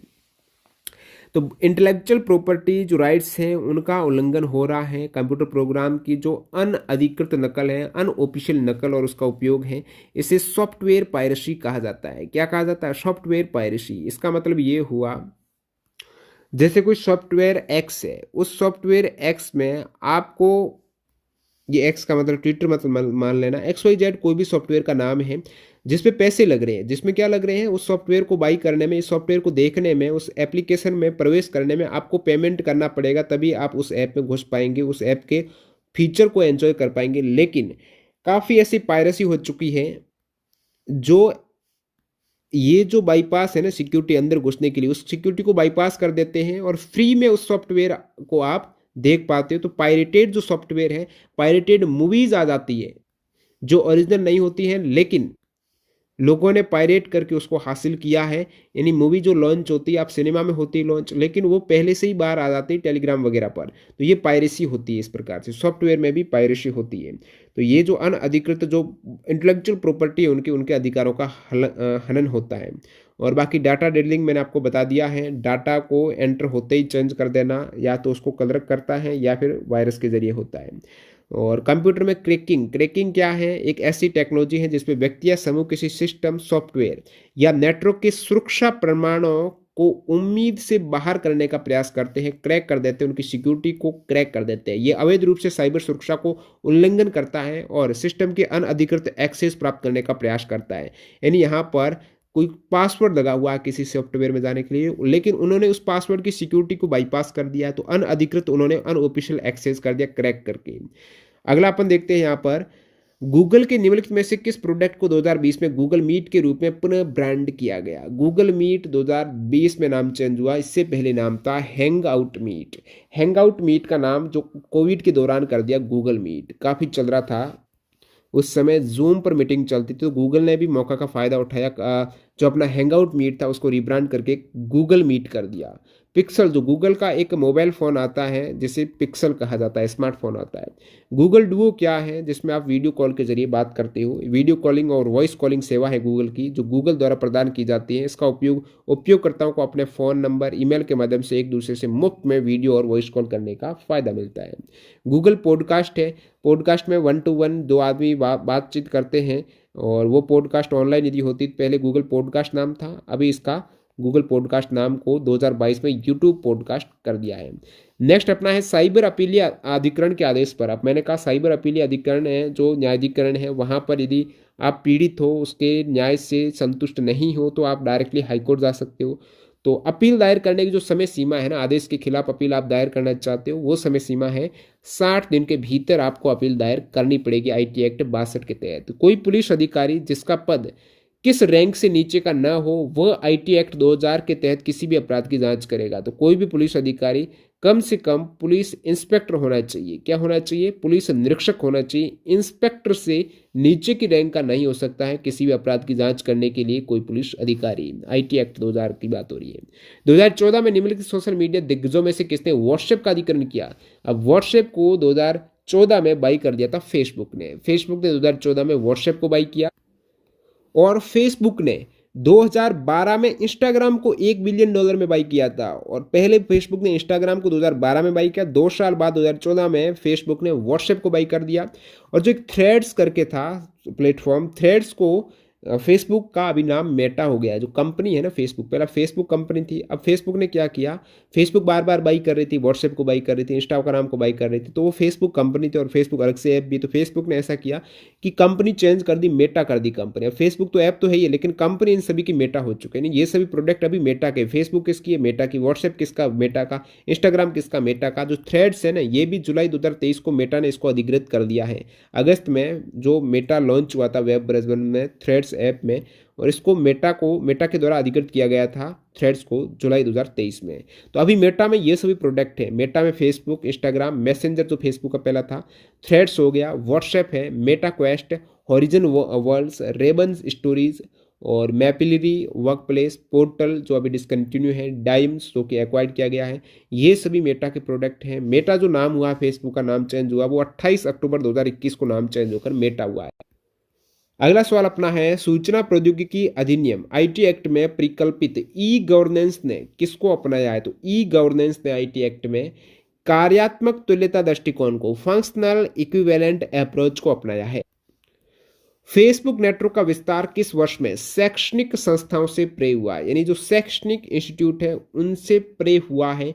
सितंबर 2006 तक फेसबुक नेटवर्क को शैक्षणिक संस्थाओं से प्रे एक पंजीकृत ईमेल एड्रेस वाले किसी भी व्यक्ति के लिए विस्तारित किया गया था। यानी जो इंस्टीट्यूट है, शैक्षणिक एजुकेशन इंस्टीट्यूट है, उनके सिवाय कोई भी व्यक्ति यहाँ पर एक पंजीकृत ईमेल ID से फेसबुक को यूजर नाम के रूप में लॉगिन कर सकते हैं। सितंबर 2006 तक ये था। तो फेसबुक नेटवर्क विस्तार किस वर्ष में? 2006 तक, सितंबर 2006 तक हो जाएगा। एप्पल के आभासी सहायक वर्चुअल असिस्टेंट का नाम क्या है? तो एप्पल का जो वर्चुअल असिस्टेंट है ना, वो सिरी है। जैसे आप कहेंगे ओके सिरी, आप बोलते हैं ना ओके गूगल, जो 5 + 7 = इस टाइप से जो भी आप पूछेंगे ना, okay Google subscriber the numbers of total subscriber in top trending GK, या फिर सिरी से पूछेंगे तो what is the temperature right now, तो वो आंसर देता है। या फिर play a song happy song, जो सैड सॉन्ग है, जो भी आप कमांड देंगे ना तो वर्चुअल असिस्टेंट आपके लिए काम करेगा, वर्चुअल रूप से आपको असिस्ट करेगा। तो एप्पल का ये जो आभासी वर्चुअल असिस्टेंट है इसका नाम है सिरी। एप्पल का जो वर्चुअल असिस्टेंट है उसका नाम सिरी है। माइक्रोसॉफ्ट द्वारा विकसित जो वर्चुअल असिस्टेंट है, सेम सवाल आगे पूछा है इससे आगे एग्जाम में, वो है कॉर्टना। तो कॉर्टना है ये माइक्रोसॉफ्ट का वर्चुअल असिस्टेंट है, एप्पल का सिरी है और कॉर्टना किसका है, माइक्रोसॉफ्ट का है। अन्य भी प्रमुख जो देख लेते हैं अपन वर्चुअल असिस्टेंट अदर ब्रांड के, जैसे अमेजन का एलेक्सा। एलेक्सा एलेक्सा किसका है, एलेक्सा इसका आंसर दो, Alexa what is the value of $1 in INR। तो इस टाइप से आप पूछेंगे ना तो वो एलेक्सा आपका आंसर देगा, वर्चुअल रूप से आपको असिस्ट करेगा। अमेजन का एलेक्सा है, गूगल का गूगल असिस्टेंट है, एप्पल का सिरी है, माइक्रोसॉफ्ट का कॉर्टना है, सैमसंग का बिक्सबी है, IBM है, IBM इसका है वाटसन असिस्टेंट, अलीबाबा का है अली जीनी और नॉन्स का है ड्रैगन असिस्टेंट, LG का है थिनक्यू AI, सायोमी का है सायो AI, यांडेक्स का है एलिस, मोजिला का क्या है, मोजिला का असिस्टेंट है कॉमन वॉइस, लाइन का है क्लोवा। ये सभी वर्चुअल असिस्टेंट के नाम हैं। सूचना प्रौद्योगिकी अधिनियम में साइबर आतंकवाद की सजा कितनी है, साइबर आतंकवाद की सजा उम्र कैद है। भाई साइबर आतंकवाद का, साइबर क्राइम में आप आतंकवादी कर रहे हो, आतंकवाद कर रहे हो तो वो उम्र कैद की सजा है। निम्नलिखित में से किस वर्ष में मार्क जुकरबर्ग द्वारा फेसबुक की स्थापना की गई। फेसबुक की स्थापना 2004 में हुई थी। कब आया था फेसबुक, फेसबुक आ गया था 2004 में, अभी 2024 हो चुके हैं, यानी 20 साल हो गए फेसबुक को, बहुत लंबा समय गुजर चुका है फेसबुक को।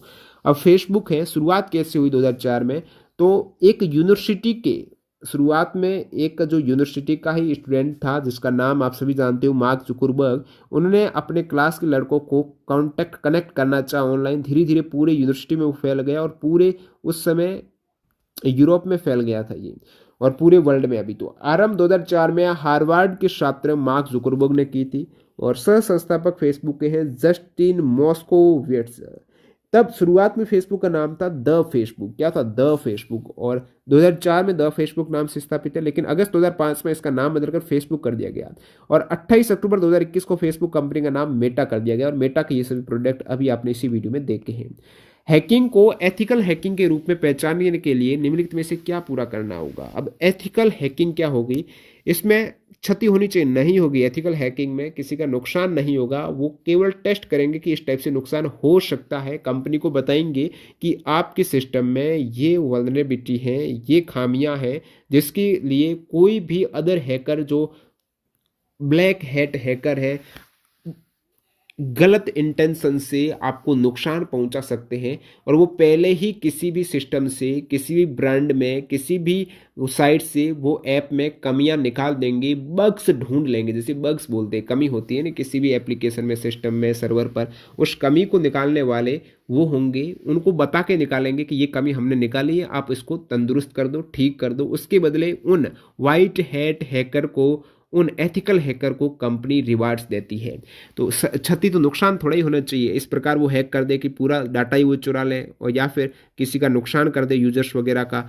शारीरिक, मानसिक या भावनात्मक क्षति नहीं होनी चाहिए। ये देखिए, क्षति होनी चाहिए नहीं होनी चाहिए, होना चाहिए, तो ये तो गलत है। शारीरिक, मानसिक या भावनात्मक क्षति नहीं होनी चाहिए, तो बिल्कुल करेक्ट है। एथिकल हैकिंग में ध्यान रखा जाता है कोई भी मानसिक, भावनात्मक क्षति ना हो। इससे प्रभावित लोगों द्वारा इसे सुरक्षित माना जाए, बिल्कुल सुरक्षित माना जाए। केवल ये चेतावनी रूपी होता है हैकिंग। एथिकल हैकिंग एक कंप्यूटर या नेटवर्क सिस्टम की सुरक्षा में कमियों को पता करने और दूर करने की प्रक्रिया जो उचित और विधिक तरीके से की जाती है, एथिकल रूप से की जाती है, जिन्हें व्हाइट हैट हैकर्स भी कहते हैं। और नैतिकता और कानून की पूर्वालोकन के साथ सुरक्षा कमजोरियों को देखने के लिए नेटवर्क के सिस्टम में प्रवेश करने का कारगर तरीके ढूंढने में मदद कर सकते हैं। तो ये एथिकल हैकर्स क्या करते हैं, कोई भी बग्स है, कमी है, वो सिस्टम में से निकालते हैं और उस कंपनी को बताते हैं कि ये आपकी बग्स है, कमी है, इसको सही कर दीजिएगा ताकि कोई अदर हैकर इसको गलत इस्तेमाल न कर दे इसका। तो इसके लिए रिवार्ड्स वगैरह भी रहता है, गूगल वगैरह का, हर प्लेटफॉर्म का, फेसबुक का रिवार्ड्स रहता है कि इतने डॉलर दे देंगे हमारे कोई सिस्टम में कमी निकाल दे, तो वो निकालते रहते हैं एथिकल हैकर। निम्नलिखित में से किसने इंस्टाग्राम की सह स्थापना की थी। अब देखिएगा, इंस्टाग्राम को किसने, को फाउंडर कौन है इंस्टाग्राम का। शुरुआत हुई थी फेसबुक की, 2004 में फेसबुक आया, 2010 में इंस्टाग्राम आया और 12 में उसको फेसबुक ने खरीद लिया, 2 साल में ही खरीद लिया। 10 में इंस्टाग्राम आया तो उसके जो फाउंडर थे ना इंस्टाग्राम्स के, वो केविन सिस्ट्रॉम और माइक क्रीगर थे। कौन थे, केविन सिस्ट्रॉम और माइक क्रिगर थे, 2010 में स्थापित हुआ है। तो प्रमुख सोशल मीडिया एप्लीकेशन के संस्थापक हैं, उनके साथ स्थापना वर्ष यहाँ पर नीचे आपको दिख रहे हैं। शुरुआत करते हैं फेसबुक से। फेसबुक के जो फाउंडर है वो मार्क जुकरबर्ग है। इसके साथ साथ को फाउंडर आप देखेंगे फेसबुक के नाम तो विशेषकर मार्क जुकरबर्ग के आता है, इसके अतिरिक्त McCollum, Eduardo Saverin, Chris Hughes, Dustin Moskovitz, ये आते हैं इनका नाम मार्क जुकरबर्ग के साथ में। 2004 में फेसबुक को स्थापित किया गया। ट्विटर है जिसका नाम अभी एक्स कर दिया गया है, ये जैक डॉर्सी, ट्विटर के जो फाउंडर है जैक डॉर्सी, बिज स्टोन, एवन विलियम्स। ट्विटर 2006 में आया, 2 साल बाद, फेसबुक के 2 साल बाद आ गया ट्विटर। और ट्विटर के 4 साल बाद आई है इंस्टाग्राम। 2010 में Instagram, Kevin Systrom, Mike Krieger इसके फाउंडर हैं। अब स्नैपचैट की बात करें तो इंस्टाग्राम के जस्ट 1 साल बाद आ गया स्नैपचैट। तो एवन स्पीगल, बॉर्बी मर्फी, रेजी ब्राउन स्नैपचैट के फाउंडर हैं। लिंक्ड इन जो प्रोफेशनल हैं तो ये हैं Reid Hoffman, Allen Blue, Konstantin Guericke, Eric Ly और जॉन लुई वाइंट इनके फाउंडर हैं। और लिंक्ड इन की स्थापना हुई है 2002 में। लिंक्ड इन कब आया है? लिंक्ड इन बहुत पहले आया है, इवन फेसबुक से भी पहले आ गया था। पिंटरेस्ट है, पिंटरेस्ट 2010 में जब इंस्टा आया उस समय ही पिंटरेस्ट आया। तो बैन सिल्वरबैन, एवन शार्प और पॉल शियारा के द्वारा स्थापित है पिंटरेस्ट। व्हाट्सएप की बात करें तो जो व्हाट्सएप के जो फाउंडर है वो जॉन कॉम और ब्रायन एक्टन है। 2009 में व्हाट्सएप को स्थापित किया गया। नेक्स्ट है टिकटॉक। टिकटॉक जो चाइनीज ऐप है, जांग यिमिन इनके फाउंडर हैं। और बाइट डेंस टिकटॉक की माता कंपनी के संस्थापक हैं। इसका जो मदर्स कंपनी है बाइट डेंस, ये टिकटॉक की, इनके संस्थापक हैं जांग यमिंग। एक्चुअल में जो टिकटॉक की पेरेंट कंपनी है उसकी बात हो रही है। स्थापित 2012 में टिकटॉक आया। यूट्यूब, स्टीव चैन, चैड हर्ली और जावेद करीम ने यूट्यूब को स्थापित किया 2005 में। बाद में गूगल ने इसको खरीद लिया था यूट्यूब को। 2005 में ये यूट्यूब स्थापित हुआ। जो आप वीडियो देख रहे हैं यूट्यूब पे 2005 में आ गया था स्टीव चैन, चैड हर्ली और जावेद करीम के द्वारा। कू है ना, कू, ये ट्विटर के जैसा ही ऐप है, जो भारत का ऐप है। ये भारत के लोग हैं, नाम है इनका अप्रमेया, राधा कृष्णा और मयंक बिदवाटका।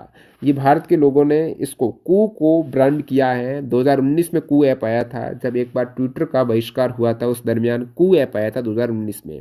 रेडिट ऐप है, ये 2005 में आया था। इसके फाउंडर हैं एलेक्सिस ओहानियन, ओरॉन स्वार्ट्ज और स्टीव हफमैन के द्वारा। तो ये प्रमुख सोशल मीडिया ऐप है, इनके फाउंडर, स्थापना वर्ष आपने देखे। नेक्स्ट यहाँ पर टम्बलर के संस्थापक कौन है? ट्विटर के जैसा ही एक माइक्रो ब्लॉगिंग साइट है टम्बलर। इसके फाउंडर हैं डेविड काप। 2007 में स्थापित हुआ है टम्बलर। तो माइक्रो ब्लॉगिंग साइट है टम्बलर, डेविड काप के द्वारा 2007 में स्थापित हुई। अब देखिएगा, आपको पूछ लें निम्नलिखित में से कौन सी माइक्रो ब्लॉगिंग साइट है। माइक्रो ब्लॉगिंग में क्या होता है, आपको लिमिट दे दी जाती है कि 132 वर्ड्स में आपको कोई टेक्स्ट है वो लिखना है, और केवल आपको टेक्स्ट ही यहाँ पर लगभग ज़्यादातर रहता है। माइक्रो ब्लॉगिंग में टेक्स्ट रूप में आप ऑनलाइन जो प्लेटफॉर्म रहता है सभी के लिए पब्लिक डोमेन पर वो टेक्स्ट आपको दिख जाएंगे। ठीक है, तो ये ट्विटर है एक माइक्रो ब्लॉगिंग साइट। ट्विटर यदि यूज़ करते तो आपको पता होगा किस टाइप से माइक्रो ब्लॉगिंग साइट होती है। कू भी माइक्रो ब्लॉगिंग साइट है, टम्बलर माइक्रो ब्लॉगिंग साइट है, प्लक है, ट्विस्टर है, साउपाइयो, गैब, रेडिट, माइक्रो ब्लॉग, वीके पलब, ये सभी माइक्रो ब्लॉगिंग साइट्स हैं। माइक्रो ब्लॉगिंग एक ब्लॉगिंग का रूप है जिसमें यूजर्स को छोटे पाठिक अपडेट, छवियां या मल्टीमीडिया सामग्री प्रकट करने की अनुमति होती है। माइक्रो ब्लॉगिंग प्लेटफॉर्म पर साझा किया जाने वाला सामग्री सामान्यतः छोटी होती है, अक्सर निर्दिष्ट अक्षर सीमा तक होती है। यानी यहाँ पर आपको लिमिट रहती है कि उतने ही साइज में उतने ही आप टेक्स्ट है वो टाइप कर सकते हो। अब देखिएगा, ये सभी माइक्रो ब्लॉगिंग साइट जो आपको पूछा था ना, टम्बलर के फाउंडर कौन है, डेविड काप। तो और भी देख सकते हो, कू का मैंने बता दिया, अप्रमेय राधाकृष्ण और मयंक बिडवाटका है 2020 में, कू को स्थापित लगभग 2019 एंडिंग में। ट्विटर को जैक डॉर्सी, ये अपना हो चुका 2006 में। टम्बलर है, प्लक है, ये आल्विन बून और एरिक जियांग ने 2008 में प्लक को स्थापित किया। गैब है वो एंड्रू टोरबा ने 2016 में। रेडिट को है वो स्टीव हफमैन, एलेक्सिन ओहेनियन ने 2005 में स्थापित किया। माइक्रो डॉट ब्लॉग है, ये मेंटन रिच के द्वारा 2017 में स्थापित किया गया है। तो ये माइक्रो ब्लॉगिंग साइट के फाउंडर। निम्नलिखित में से किस ऐप में चैट में अनसेंड संदेश की सुविधा है, यानी मैसेज को आप दोबारा अनसेंड कर सकते हो, जैसे कि डिलीट का फीचर रहता है ना, वो अनसेंड का है फीचर इंस्टाग्राम में। जो मैसेज है उसको अनसेंड कर सकते हो, कभी भी उसको अनसेंड आप कर सकते हो इंस्टाग्राम में। तो लिंक्डइन, यमर, ट्विटर जैसे अन्य एप्लीकेशन आपको अनसेंड के बजाय डिलीट का फीचर देते हैं। अगला है कंप्यूटर स्रोतों, दस्तावेजों के साथ छेड़छाड़ का अपराध है, वो कैसा अपराध है। कंप्यूटर जो स्रोत है दस्तावेजों के साथ छेड़छाड़ का अपराध संज्ञेय और जमानती अपराध है। कोई भी व्यक्ति जो किसी computer program, computer system, computer network के लिए प्रयुक्त किसी कंप्यूटर स्रोत है। अब प्रत्येक जो आप लिखते हो कंप्यूटर में, आपको जो आर्टिकल मिलता है या फिर कंप्यूटर में जो वेबसाइट का इंटरफेस होता है, कहीं न कहीं उनकी कोडिंग की जाती है, उनका सोर्स कोड होता है। तो इसमें यदि कोई गड़बड़ी करता है, उनमें कोई छेड़छाड़ करता है, जानबूझकर छिपाता है, नष्ट या एडिट करता है, तब आईटी एक्ट की धारा 2000 की धारा 65 के अनुसार स्रोत कोड को कानून द्वारा बनाए रखने या कायम रखने की आवश्यकता होती है। जो सोर्स कोड है ना, उसमें बदलाव नहीं किया जाना चाहिए और इस केस में 3 साल तक का कारावास हो सकता है और 2 लाख रुपए तक का जुर्माना भी हो सकता है। तो ये टॉप 10 फोटो शेयरिंग साइट के बारे में देख लेते हैं। कुछ एक्स्ट्रा कंटेंट आपको बता रहा हूँ जो इसके बाद अपन सवाल कंटिन्यू करेंगे, बीच में एक्स्ट्रा चीज़ें भी जरूरी है। टॉप 10 फोटो शेयरिंग, इससे पहले आपने माइक्रो ब्लॉगिंग साइट देखी है, तो फोटो शेयर वाली साइट कौन सी? जैसे इंस्टाग्राम फोटो शेयरिंग है, फेसबुक पर फोटो शेयर होता है, पिंटरेस्ट पर फोटो शेयरिंग है, फ्लिकर है, गूगल फोटोज पे फोटो शेयरिंग है, आई एम इमजर 500 पीएक्स और स्मगमग, नेक्स्ट है पिक्सपा, शटर स्टॉक, VSCO, ये सभी फोटो शेयरिंग साइट हैं। अब बात कर लेते हैं सोशल मीडिया की साइट और उनके वर्तमान में चीफ एग्जीक्यूटिव ऑफिसर कौन है। जैसे कि यूट्यूब के CEO है। अब देखिए, वैसे यूट्यूब के जो चीफ एग्जीक्यूटिव ऑफिसर है वो नील मोहन है। कौन है? नील मोहन है। लेकिन यूट्यूब किसका ब्रांड है? आप कहेंगे गूगल का है। तो गूगल जो अल्फाबेट, गूगल के CEO कौन है? सुंदर पिचई है। यूट्यूब के कौन है? नील मोहन है। नेटफ्लिक्स के कौन है? रीड हेस्टिंग्स है। टिकटॉक के है रेनी एल्किंस। इंस्टाग्राम्स के है एडम मोशेरी। लिंक्डइन के हैं वो है कैरोलिन टेस्टेड। स्नैपचैट के है इवान स्पीजेल। एक्स जो पहले ट्विटर नाम था, उसकी जो CEO है वो है लिंडा याक्रिनो है। एक्स जो ट्विटर के नाम से आप जानते हो, उसकी चीफ एग्जीक्यूटिव ऑफिसर। बम्बल के हैं विटनी वॉल्फर्ड। तो ये देखिए, यूट्यूब के नील मोहन है। नेटफ्लिक्स के रीड हेस्टिंग्स। यूट्यूब के 2013-14 से लेकर 2023 तक सुजान वॉजस की रही थी CEO। अभी 23 में नील मोहन बने हैं। नेक्स्ट अपना कू के कौन है CEO? तो वो अपर मेया राधाकृष्ण है। अपर मेया। रेडिट के हैं स्टीव हफमैन।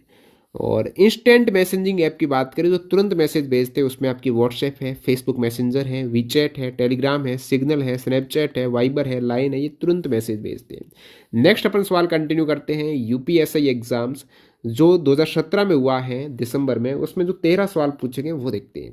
पहला सवाल, 2001 में साइबर क्राइम का उद्घाटन करने वाला भारत का पहला पुलिस स्टेशन किस शहर में है? साइबर क्राइम का अपराध का उद्घाटन करने वाला पहला पुलिस स्टेशन बेंगलुरु में स्थापित हुआ है। बेंगलुरु कर्नाटक में। तो स्टेशन की अध्यक्षता डिप्टी SP रैंक के अधिकारी द्वारा की जाएगी। तो ये पूरा साइबर क्राइम वाला स्टेशन अलग बनाया गया है, जो कि डिप्टी SP रैंक का अधिकारी उसकी अध्यक्षता करेंगे और 3 इसमें इंस्पेक्टर भी सहायता करेंगे। भारत में पहला साइबर डाकघर है वो चेन्नई में स्थापित हुआ। और पहला साइबर क्राइम का उद्घाटन करने का पुलिस स्टेशन, तो प्रथम cyber crime police station Bengaluru और प्रथम साइबर डाकघर चेन्नई में स्थापित है। भारत की पहली साइबर फॉरेंसिक प्रयोगशाला है वो त्रिपुरा में स्थापित की गई है। अब देखिएगा, यहाँ पर साइबर से याद आया CRTIN। CRT क्या काम करती है? यानी कंप्यूटर इमरजेंसी रेस्पॉन्स सिस्टम है। ये साइबर जैसे मामले हैं, सुरक्षा है, उनको देखने का काम करती है। तो CRT जो Indian computer emergency response team है ना, वो 19 जनवरी 2004 को स्थापित हुई है। CRTIN। तो 19 जनवरी 2004 को कंप्यूटर इमरजेंसी रेस्पॉन्स टीम जो इंडियन है उसको स्थापित किया गया 2004 में। भारतीय कंप्यूटर आपातकालीन प्रतिक्रिया दल है। ये भारत सरकार के इलेक्ट्रॉनिकी और सूचना प्रौद्योगिकी मंत्रालय के अंतर्गत एक कार्यालय है। ये हैकिंग, फिशिंग जैसे साइबर सुरक्षा खतरों से निपटने के लिए नोडल एजेंसी है, जिसका हेडक्वार्टर नई दिल्ली में है।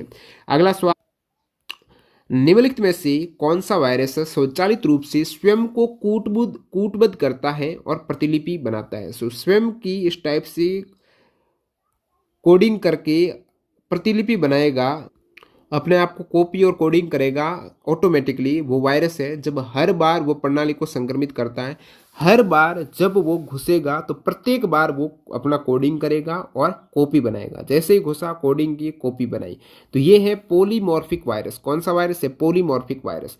पॉलीमॉर्फिक वायरस है एक कंप्यूटर वायरस का प्रकार जो अपनी स्वरूप को बदलता रहता है। हर बार वो चेंज करेगा अपना कोड और प्रतिलिपि, ताकि ये आसानी से पहचाना ना जा सके। तो इसका फिक्स स्वरूप नहीं है। यदि फिक्स इसका स्वरूप मिल जाए तो आप डायरेक्टली ऐसा प्रोग्राम रन करेंगे कि तुरंत आप उसको पकड़ पाएंगे कि ऐसा यदि कोई वायरस है तो तुरंत पकड़ना है एंटीवायरस में। लेकिन वो अपना रूप चेंज कर रहा है। कोरोना कैसे चेंज कर रहा था, तो इसी टाइप से ये भी अपना रूप बदलता है, पहचान है वो बदलता है, कोड वर्ण अपना कोडिंग है, कूटबद्ध है, वो चेंज कर देगा। कोड वर्ण है जो कोड नंबर है कॉपी चेंज कर देगा। ये सुरक्षा तकनीक है जिससे इसे विशेषज्ञ और एंटीवायरस सॉफ्टवेयर से बचाना मुश्किल होता है। इस प्रकार के वायरस ने अपने रूप को बदलकर व्यापक तरीके से छुपाने का प्रयास किया ताकि इसे डिटेक्ट करना कठिन हो। और भी है जैसे multi partite virus. Multi partite virus क्या है वो देखते हैं। तो मल्टी पार्टाइट वायरस जो अपने आप को विभिन्न सेगमेंट में विभाजित करता है। एक वायरस है बहुत से वायरस को जन्म दे दिया। ये विभिन्न टेक्निक्स का उपयोग करके अपने आत्मा को फैलाने का, अपने रूप को फैलाने का प्रयास करता है और सामान्यतः इसे डिटेक्ट करना और नष्ट करना कठिन होता है। मल्टी पार्टाइट वायरस विभिन्न सेगमेंट्स में विभाजित होने के कारण सुरक्षा सॉफ्टवेयर को इसे पहचानना मुश्किल है। जिस प्रकार से पॉलीमॉर्फिक एक वायरस था, लेकिन जब भी किसी सिस्टम में घुसता था तो अपना रूप चेंज कर लेता था, अपनी कॉपी अलग बनाता था, अपना जो कोड नंबर चेंज कर लेता था। और मल्टी पार्टाइट क्या करता है, अपने पार्ट कर देंगे, मल्टी पार्ट कर देगा, बहुत सारे पार्ट कर देगा। एक वायरस है बहुत सारे भागों में विभाजित हो जाएगा जिसको डिटेक्ट करना काफी मुश्किल हो जाता है। एक दोस्तों ओवरराइट वायरस भी है, यानी ओवरराइट वायरस है आपकी फाइल को मौजूदा डेटा के साथ भरकर या उसे नष्ट करके किसी अन्य डेटा से बदल देगा, ओवरराइट कर देगा। यानी आपके पास जो फाइल थी 5 MB की, उन्होंने कुछ अलग डाटा डाल दिया 5 MB का, ठीक है। तो सिस्टम की सुरक्षा को खतरा है, आपकी जो गोपनीयता है उसकी हानि हो सकती है, आपके डाटा की हानि हो सकती है। नेक्स्ट है एक प्रकार का मेलवेयर है जो आपके कंप्यूटर पर विज्ञापन प्रदर्शित करता है। विज्ञापन कौन, ऐड आ रहा तो एडवेयर हो जाएगा, ठीक है। विज्ञापन प्रदर्शित करता है वो मेलवेयर एडवेयर है। बोट क्या होता है, बोट एक तरीके से ऐसा यूजर्स आपको प्रतीत होगा कि वो रियल है, लेकिन वो बोट काम करता है। यानी रियल बोट एक ऑनलाइन आप कहेंगे कृत्रिम सिस्टम है, कृत्रिम आदमी है जो लगता है कि आदमी ही काम कर रहा लेकिन वो बोट काम करता है। यानी ऑटोमेटिकली काम करता, थकता नहीं है। और जो रिपीट होने वाले काम है ना बोट को दे देंगे, बार बार, एक बार यहाँ पर कर, उस सिस्टम में जा, दोबारा, ऐसे प्रोग्राम पूरा रन कर देगा। और उस पूरे प्रोग्राम में चेन बनी हुई होती, पहले ये करना, फिर ये करना, दोबारा ये करना। तो ये सरल कार्य है बोट अपने आप ऑटोमेटिकली करता रहता है। रूट किट, अभी रूट किट जो टर्म आया, रूट किट एक सॉफ्टवेयर या टूल है, एक सॉफ्टवेयर है रूट किट, जिसका उपयोग किसी डिवाइस या सिस्टम को हैक करने के लिए किया जा सकता है। तो रूट किट है किसी डिवाइस को रूट करने के लिए, हैक करने के लिए, सिस्टम के रूट एक्सेस प्राप्त कर सके। जैसे कि आपका एंड्रॉयड डिवाइस है, एंड्रॉयड डिवाइस में आप अपने मन मर्जी से कुछ नहीं कर सकते हो, ज़्यादा से ज़्यादा एप्लीकेशन को इंस्टॉल अनइंस्टॉल कर सकते हो। आप सिस्टम ऐप है ना, काफ़ी सिस्टम ऐप आपको कह दे अपने मोबाइल का कैमरा अनइंस्टॉल कर दो, अपने मोबाइल का मैसेजिंग ऐप है ना, मैसेज वाला, कॉल वाला ऐप है, उसको अनइंस्टॉल कर दो। आप कर पाओगे, नहीं कर पाओगे, क्योंकि आपके पास रूट एक्सेस नहीं है, उन जड़ों का एक्सेस नहीं है। तो रूट एक्सेस करने के लिए यहाँ पर रूट किट एक ऐसा टूल होगा जो आपके फ़ोन को रूट कर देगा, फिर आप कैसे ही ऐप को अनइंस्टॉल कर पाओगे और उस फ़ोन में कुछ भी कर सकते हो। इवन आप अपने मोबाइल में एक फिक्स्ड EMI नंबर होता है जो फिक्स होता है उस एक डिवाइस का, यानी 2 सिम का अलग अलग EMI नंबर होता है, EMI।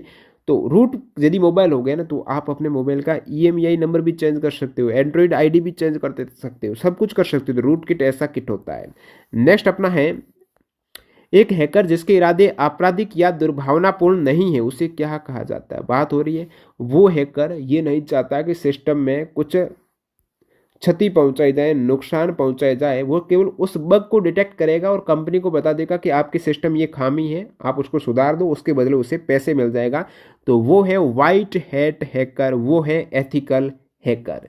बैकडोर प्रोग्रामर क्या होते हैं, एक व्यक्ति हो सकता है जो सॉफ्टवेयर या सिस्टम में एक बैकडोर या गुप्त रूप से पहुंचाई गई एंट्री बनाने के लिए प्रोग्रामिंग तकनीकों का उपयोग करता है। यानी गुप्त रूप से बैकडोर से एंट्री करता है और पता ही नहीं चलता और वापस उस बैकडोर से निकल जाता है और अपना काम कर जाता है।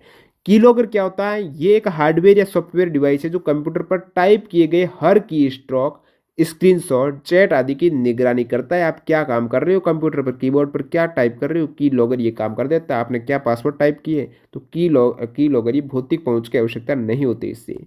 नेक्स्ट वाला है एक मैलिशियस प्रोग्राम है जो एक निश्चित मानदंड पूरा होने पर निष्पादित होता है या एक निश्चित फाइल को एक्सेस करता है या जब एक निश्चित की संयोजन को दबाया जाता है। तो बात हो रही है लॉजिक बॉम्ब की, जैसे ही उनको लॉजिक मिलेगा वो अपना पूरा काम करेगा। ऐसा मैलिशियस प्रोग्राम है जो निश्चित मानदंड पूरा होने पर निष्पादित होता है कि ये सिस्टम यदि हो गया तो वो लॉजिक बॉम्ब है, लॉजिक से काम लेगा, अपना काम शुरू कर देगा। और एक ऑपरेटिंग सिस्टम या सॉफ्टवेयर एप्लीकेशन में डाला गया कोड का भाग है। आपके ऑपरेटिंग सिस्टम में एक ऐसा प्रोग्राम डाल दिया कोड करके जो एक निश्चित समय या निश्चित सीमा या विशिष्ट परिस्थितियों को पूरा होने के बाद मैलिशियस फंक्शन को लागू करता है। जैसे कि आपके कंप्यूटर में इस प्रकार का प्रोग्राम डाला गया है कि यदि आप कंप्यूटर में कि ये की प्रेस कर देंगे ना, जैसे आपने ऐसा प्रोग्राम डाल दिया, यदि आपने F3 की प्रेस कर दी तो आपके सिस्टम में वो सॉफ्टवेयर मालवेयर घुस जाएगा। पहले घुसेगा नहीं, आप उस सिस्टम में कुछ न कुछ करेंगे ना, लॉगिन करेंगे तभी वो घुस जाएगा। तो एक तरीके से वो लॉजिक बॉम्ब है, आपने उस लॉजिक का काम हो गया, जो भी प्रोग्राम डाला हुआ वो कंप्लीट हो गया तो वो बॉम्ब घुस जाएगा। नेक्स्ट अपना है आईटी नेटवर्क पर भेजे गए डेटा का एक सतत खंड है। आईटी नेटवर्क पर जो डेटा भेजा जाता है ना, वो पैकेट फॉर्म में भेजा जाता है। कैसे भेजा जाता है? जो सबसे छोटा खंड होता है ना एक मैसेज का, संदेश का, वो होता है नेटवर्किंग में पैकेट, सबसे छोटी मेमोरी है, और वो पैकेट भेजे जाएंगे। आपको डाटा ट्रांसफर करना है तो वो पैकेट के जरिए डाटा है वो ट्रांसफर होता है। तो भेजे गए डाटा का एक असतत खंड होता है। कंप्यूटर नेटवर्क पर भेजे गए डाटा जैसे कि इंटरनेट को पैकेट में विभाजित किया जाता है। इन पैकेट को कंप्यूटर या डिवाइस द्वारा पुनः संयोजित किया जाता है। छोटे छोटे पैकेट में भेजेगा और दोबारा पैकेट है वो एकजुट होकर आपको पूरी सूचना मिलेगी। इंटरनेट का प्रौद्योगिकी आविष्कार है जिससे रोजमर्रा की वस्तुओं का नेटवर्क से जोड़ा जाता है, जिससे वे डाटा भेज सके और प्राप्त कर सके। तो कौन सा यहाँ पर हो जाएगा? Internet of things. यानी बहुत सी वस्तुएं यदि इंटरनेट से जुड़ जाए और आपका काम आसान हो जाए रोजमर्रा का, तो वो इंटरनेट ऑफ थिंग्स हो जाएगी दोस्तों। जैसे IoT कहते हो, इंटरनेट ऑफ थिंग्स है। जैसे कि आपके पास मोबाइल है, आपके पास घड़ी है, उसमें भी इंटरनेट है, मोबाइल में भी इंटरनेट है। आपके पास ऐसा इलेक्ट्रिक सिस्टम है रूम में, वो इंटरनेट से चलता है, इंटरनेट से ही पूरा संचालित होता है। तो आपकी सारी चीज़ें वो इंटरनेट से जुड़ गई है, एक दूसरे से कनेक्ट हो गई है, और इंटरनेट से आप सब कुछ कर सकते हो, कंट्रोल कर सकते हो। तो इंटरनेट ऑफ थिंग्स हो गई है। इसे क्या कहेंगे? इंटरनेट ऑफ थिंग्स है। हेल्थ वगैरह की जानकारी, सारे डिवाइस है उसमें इंटरनेट हो गए। हेल्थ के डिवाइस में हो गया, कृषि के डिवाइस में हो गया, उद्योग के डिवाइस में हो गया। तो वो पूरी चीज़ें इंटरनेट से जुड़ गई है, ये इंटरनेट ऑफ थिंग्स है। नेक्स्ट है एक स्वसंपूर्ण मालवेयर कंप्यूटर प्रोग्राम। एक स्वसंपूर्ण मालवेयर कंप्यूटर प्रोग्राम है जो अन्य कंप्यूटरों में प्रसार करने के लिए खुद की प्रतिकृति बनाता है, यानी खुद की कॉपी बना देगा। अक्सर ये अपने प्रसार के लिए लक्षित कंप्यूटर तक पहुंच पाने के लिए उसकी सुरक्षा विफलताओं पर निर्भर करते हुए एक कंप्यूटर नेटवर्क का उपयोग करता है। यानी बात हो रही है कंप्यूटर वर्म की। किसकी बात हो रही है? वर्म की। तो वर्म एक स्वसंपूर्ण मालवेयर कंप्यूटर प्रोग्राम है। वर्म भी एक वायरस है जो अन्य कंप्यूटरों में प्रसार करने के लिए खुद की कॉपी बनाएगा और अपने प्रसार के लिए लक्षित कंप्यूटर को पहुंच पाने के लिए उसकी सुरक्षा विफलताओं पर निर्भर करते हुए कंप्यूटर नेटवर्क का उपयोग करता है। अब वायरस क्या है, वर्म क्या है, ट्रोजन क्या है, उनका थोड़ा और डिफ्रेंशिएट करते हैं अपन। वायरस एक कंप्यूटर प्रोग्राम या सॉफ्टवेयर है। वायरस क्या है? सॉफ्टवेयर कह सकते हो, कंप्यूटर प्रोग्राम कह सकते हो।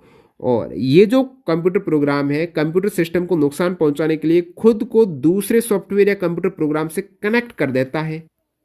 जब कंप्यूटर प्रोग्राम वायरस से जुड़ा हुआ चलता है तो ये कंप्यूटर सिस्टम से किसी फाइल को हटाने जैसे कुछ कार्य कर सकता है। ये वायरस जब जुड़ा रहेगा तभी। वायरस को रिमोट से नियंत्रित नहीं किया जा सकता है। रिमोट से आप नियंत्रित नहीं कर सकते हो, ऑटोमेटिकली वायरस अपना काम करेगा। इसका मुख्य उद्देश्य है सूचना को संशोधित करना, यानी सूचना को चेंज करना। इसका मुख्य उद्देश्य है वायरस का। वर्म क्या होता है? वर्म्स भी वायरस की तरह एक कंप्यूटर प्रोग्राम है जिससे आप वर्म्स को रिमोट से कंट्रोल कर सकते हो। और ये कंप्यूटर प्रोग्राम ये प्रोग्राम को संशोधित नहीं करता। जैसे वायरस क्या होता है? चेंज कर देता है, प्रोग्राम में बदलाव कर देता है इंफॉर्मेशन को। और ये क्या करता है? प्रतिलिपि बनाता है, उसे दोहराता है, और ये सिस्टम के रिसोर्स को हासिल करता है। चेंज न करके रिसोर्स को ही ले लेगा, और क्योंकि ये वर्म है, ये रिमोट से कंट्रोल हो रहा है और पूरा रिसोर्स हासिल कर देगा। तो वायरस और ट्रोजन के सापेक्ष तेजी से फैलता है वर्म। ट्रोजन हॉर्स क्या होता है? सभी प्रतिलिपि अपन बनाते हैं, कॉपीज बनाएंगे, लेकिन ट्रोजन अपनी प्रतिकृति नहीं बनाते हैं। ये छिपे हुए फॉर्म में रहेंगे, आपको पता ही नहीं चलेगा कब आपकी जानकारी इन्होंने चोरी कर दी, ट्रोजन ने। एक सॉफ्टवेयर रोबोट है जो स्वचालित कार्यों की एक लंबी सूची अपने आप निष्पादित करता है। तो डीप वेब इसका करेक्ट आंसर है। डीप वेब है एक सॉफ्टवेयर रोबोट है जो स्वचालित कार्यों की एक लंबी सूची अपने आप, सॉरी ये तो बोट हो जाएगा ना, रोबोट है, बोट है जो स्वचालित कार्यों की एक लंबी सूची अपने आप निष्पादित करता है। बोट सारे काम अपने आप कर देगा। बोट को एक प्रोग्राम रन कर दिया, पूरा फंक्शन बना दिया कि ये पहले ये करो फिर ये करो, तो बोट पूरा यहाँ पर सीरीज वाइज करता जाएगा। तो ये बोट एक तरीके से आदमी है, ह्यूमन ही आप मान सकते हो, जो कि रोबोट आप कहते हो इसे।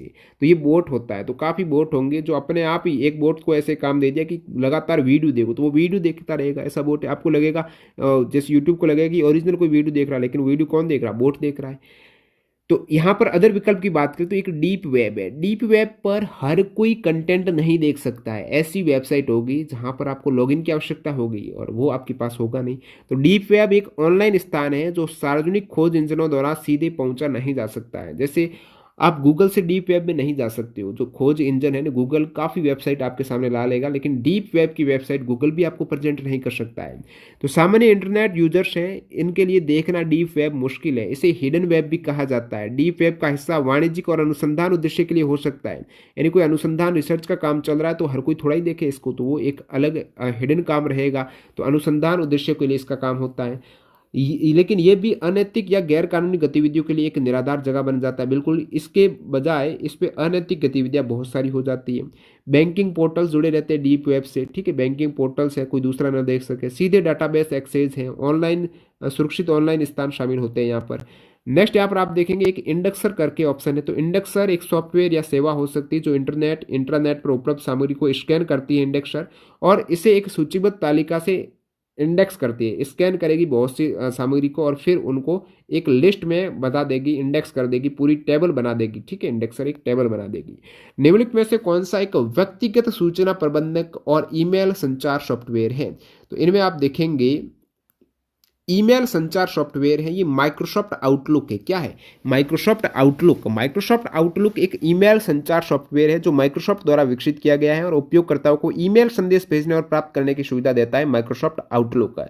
माइक्रोसॉफ्ट आउटलुक को किसने डेवलप किया है? तो 1996 में सबीर भाटिया और जैक स्मिथ द्वारा सबसे पहले हॉटमेल नाम की ये ईमेल सेवा स्थापित हुई थी 1996 में। 1997 में इसे माइक्रोसॉफ्ट द्वारा अनुमानित $400 मिलियन में खरीद लिया गया और इसे माइक्रोसॉफ्ट आउटलुक नाम दे दिया गया और जुलाई 31, 2012 को outlook.com के रूप में ये कार्य कर रहा है। एक यहाँ पर विकल्प में साइबेस है। साइबेस एक साइबर सुरक्षा सॉफ्टवेयर है, साइबर सिक्योरिटी सॉफ्टवेयर है जो इंटरनेट सुरक्षा के लिए उपयोग किया जाता है, साइबर सिक्योरिटी के लिए उपयोग किया जाता है Sybase. Simple mail transfer protocol है, तो ये SMTP आप जिसे बोलते हो, सिंपल मेल ट्रांसफर प्रोटोकॉल। इसका उपयोग ईमेल भेजने के लिए किया जाता है। ईमेल के सर्वर और ग्राहक के बीच संदेश को भेजने के लिए इसका उपयोग किया जाता है। टेलीग्राफ है, पहले संदेशों को इलेक्ट्रॉनिक रूप से भेजने के लिए उपयोग किया जाता था। नेक्स्ट अपना सवाल है, एक तरीका जिसमें दूसरों की बातचीत सुनने के लिए एक यंत्र किसी फोन लाइन के साथ अनधिकृत रूप से जुड़ा हुआ होता है। एक ऐसा डिवाइस है, फोन लाइन से कनेक्ट कर देंगे, जोड़ देंगे ताकि आप दूसरों की बातचीत है वो सुन सकें। तो वॉइस टैपिंग इसे बोलते हैं। कोई दो लोग आपस में बातचीत कर रहे हैं फ़ोन के जरिए, लेकिन एक ऐसा डिवाइस डाल दिया जो आपकी बात को सुन सकता है, दूसरा व्यक्ति थर्ड पार्टी आपकी बात को सुन सकता है, तो वो वॉइस टैपिंग है। आपकी वॉइस को टैप किया जा रहा है। काफ़ी बार बड़े पुलिस क्या करती है, जो अपराधी रहते हैं, जो ज़्यादा खूंखार अपराधी हैं या फिर किसी को भी, पुलिस को पहले कोर्ट में परमिशन लेकर उसकी वॉइस को टैप करती रहेगी। नेताओं की वॉइस टैपिंग होती है। तो वॉइस टैप है, वो सुनेगा कि ये कहाँ पर जा रहे हैं, क्या कर रहे हैं, तो पहले से ही पता रहता है वॉइस टैप के जरिए उन्हें। रूट किट आपको बता दिया है, रूट कर देगा अपने डिवाइस को, आप उसमें कुछ भी कर सकते हो। और नेक्स्ट यहाँ पर स्पाईवेयर। ऐसे स्पाईवेयर एक तरीके से जो आपको पता नहीं चलेगा, गोपनीय रूप से आपकी जानकारी को वो हासिल कर देंगे।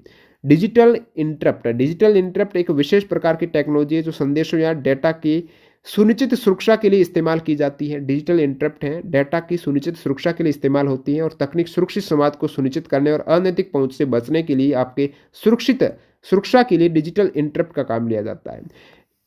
अब कुछ दो अंतिम सवाल हैं। एक कंप्यूटर में फाइल, फोल्डर आदि के चित्रात्मक निरूपण को कहा जाता है। जैसे अलग अलग आइकन होता है, व्हाट्सएप का आइकन अलग है, फेसबुक का आइकन अलग है, गूगल का आइकन अलग है, यूट्यूब का आइकन अलग है, सभी का अपना अपना लोगो, जिसे आप आइकन बोलते हो, जो आपको दिखता है अपने होम स्क्रीन पर, उस पर क्लिक करते वो आइकन तो है। अंतिम सवाल, ये भारतीय दूरसंचार विनियामक प्राधिकरण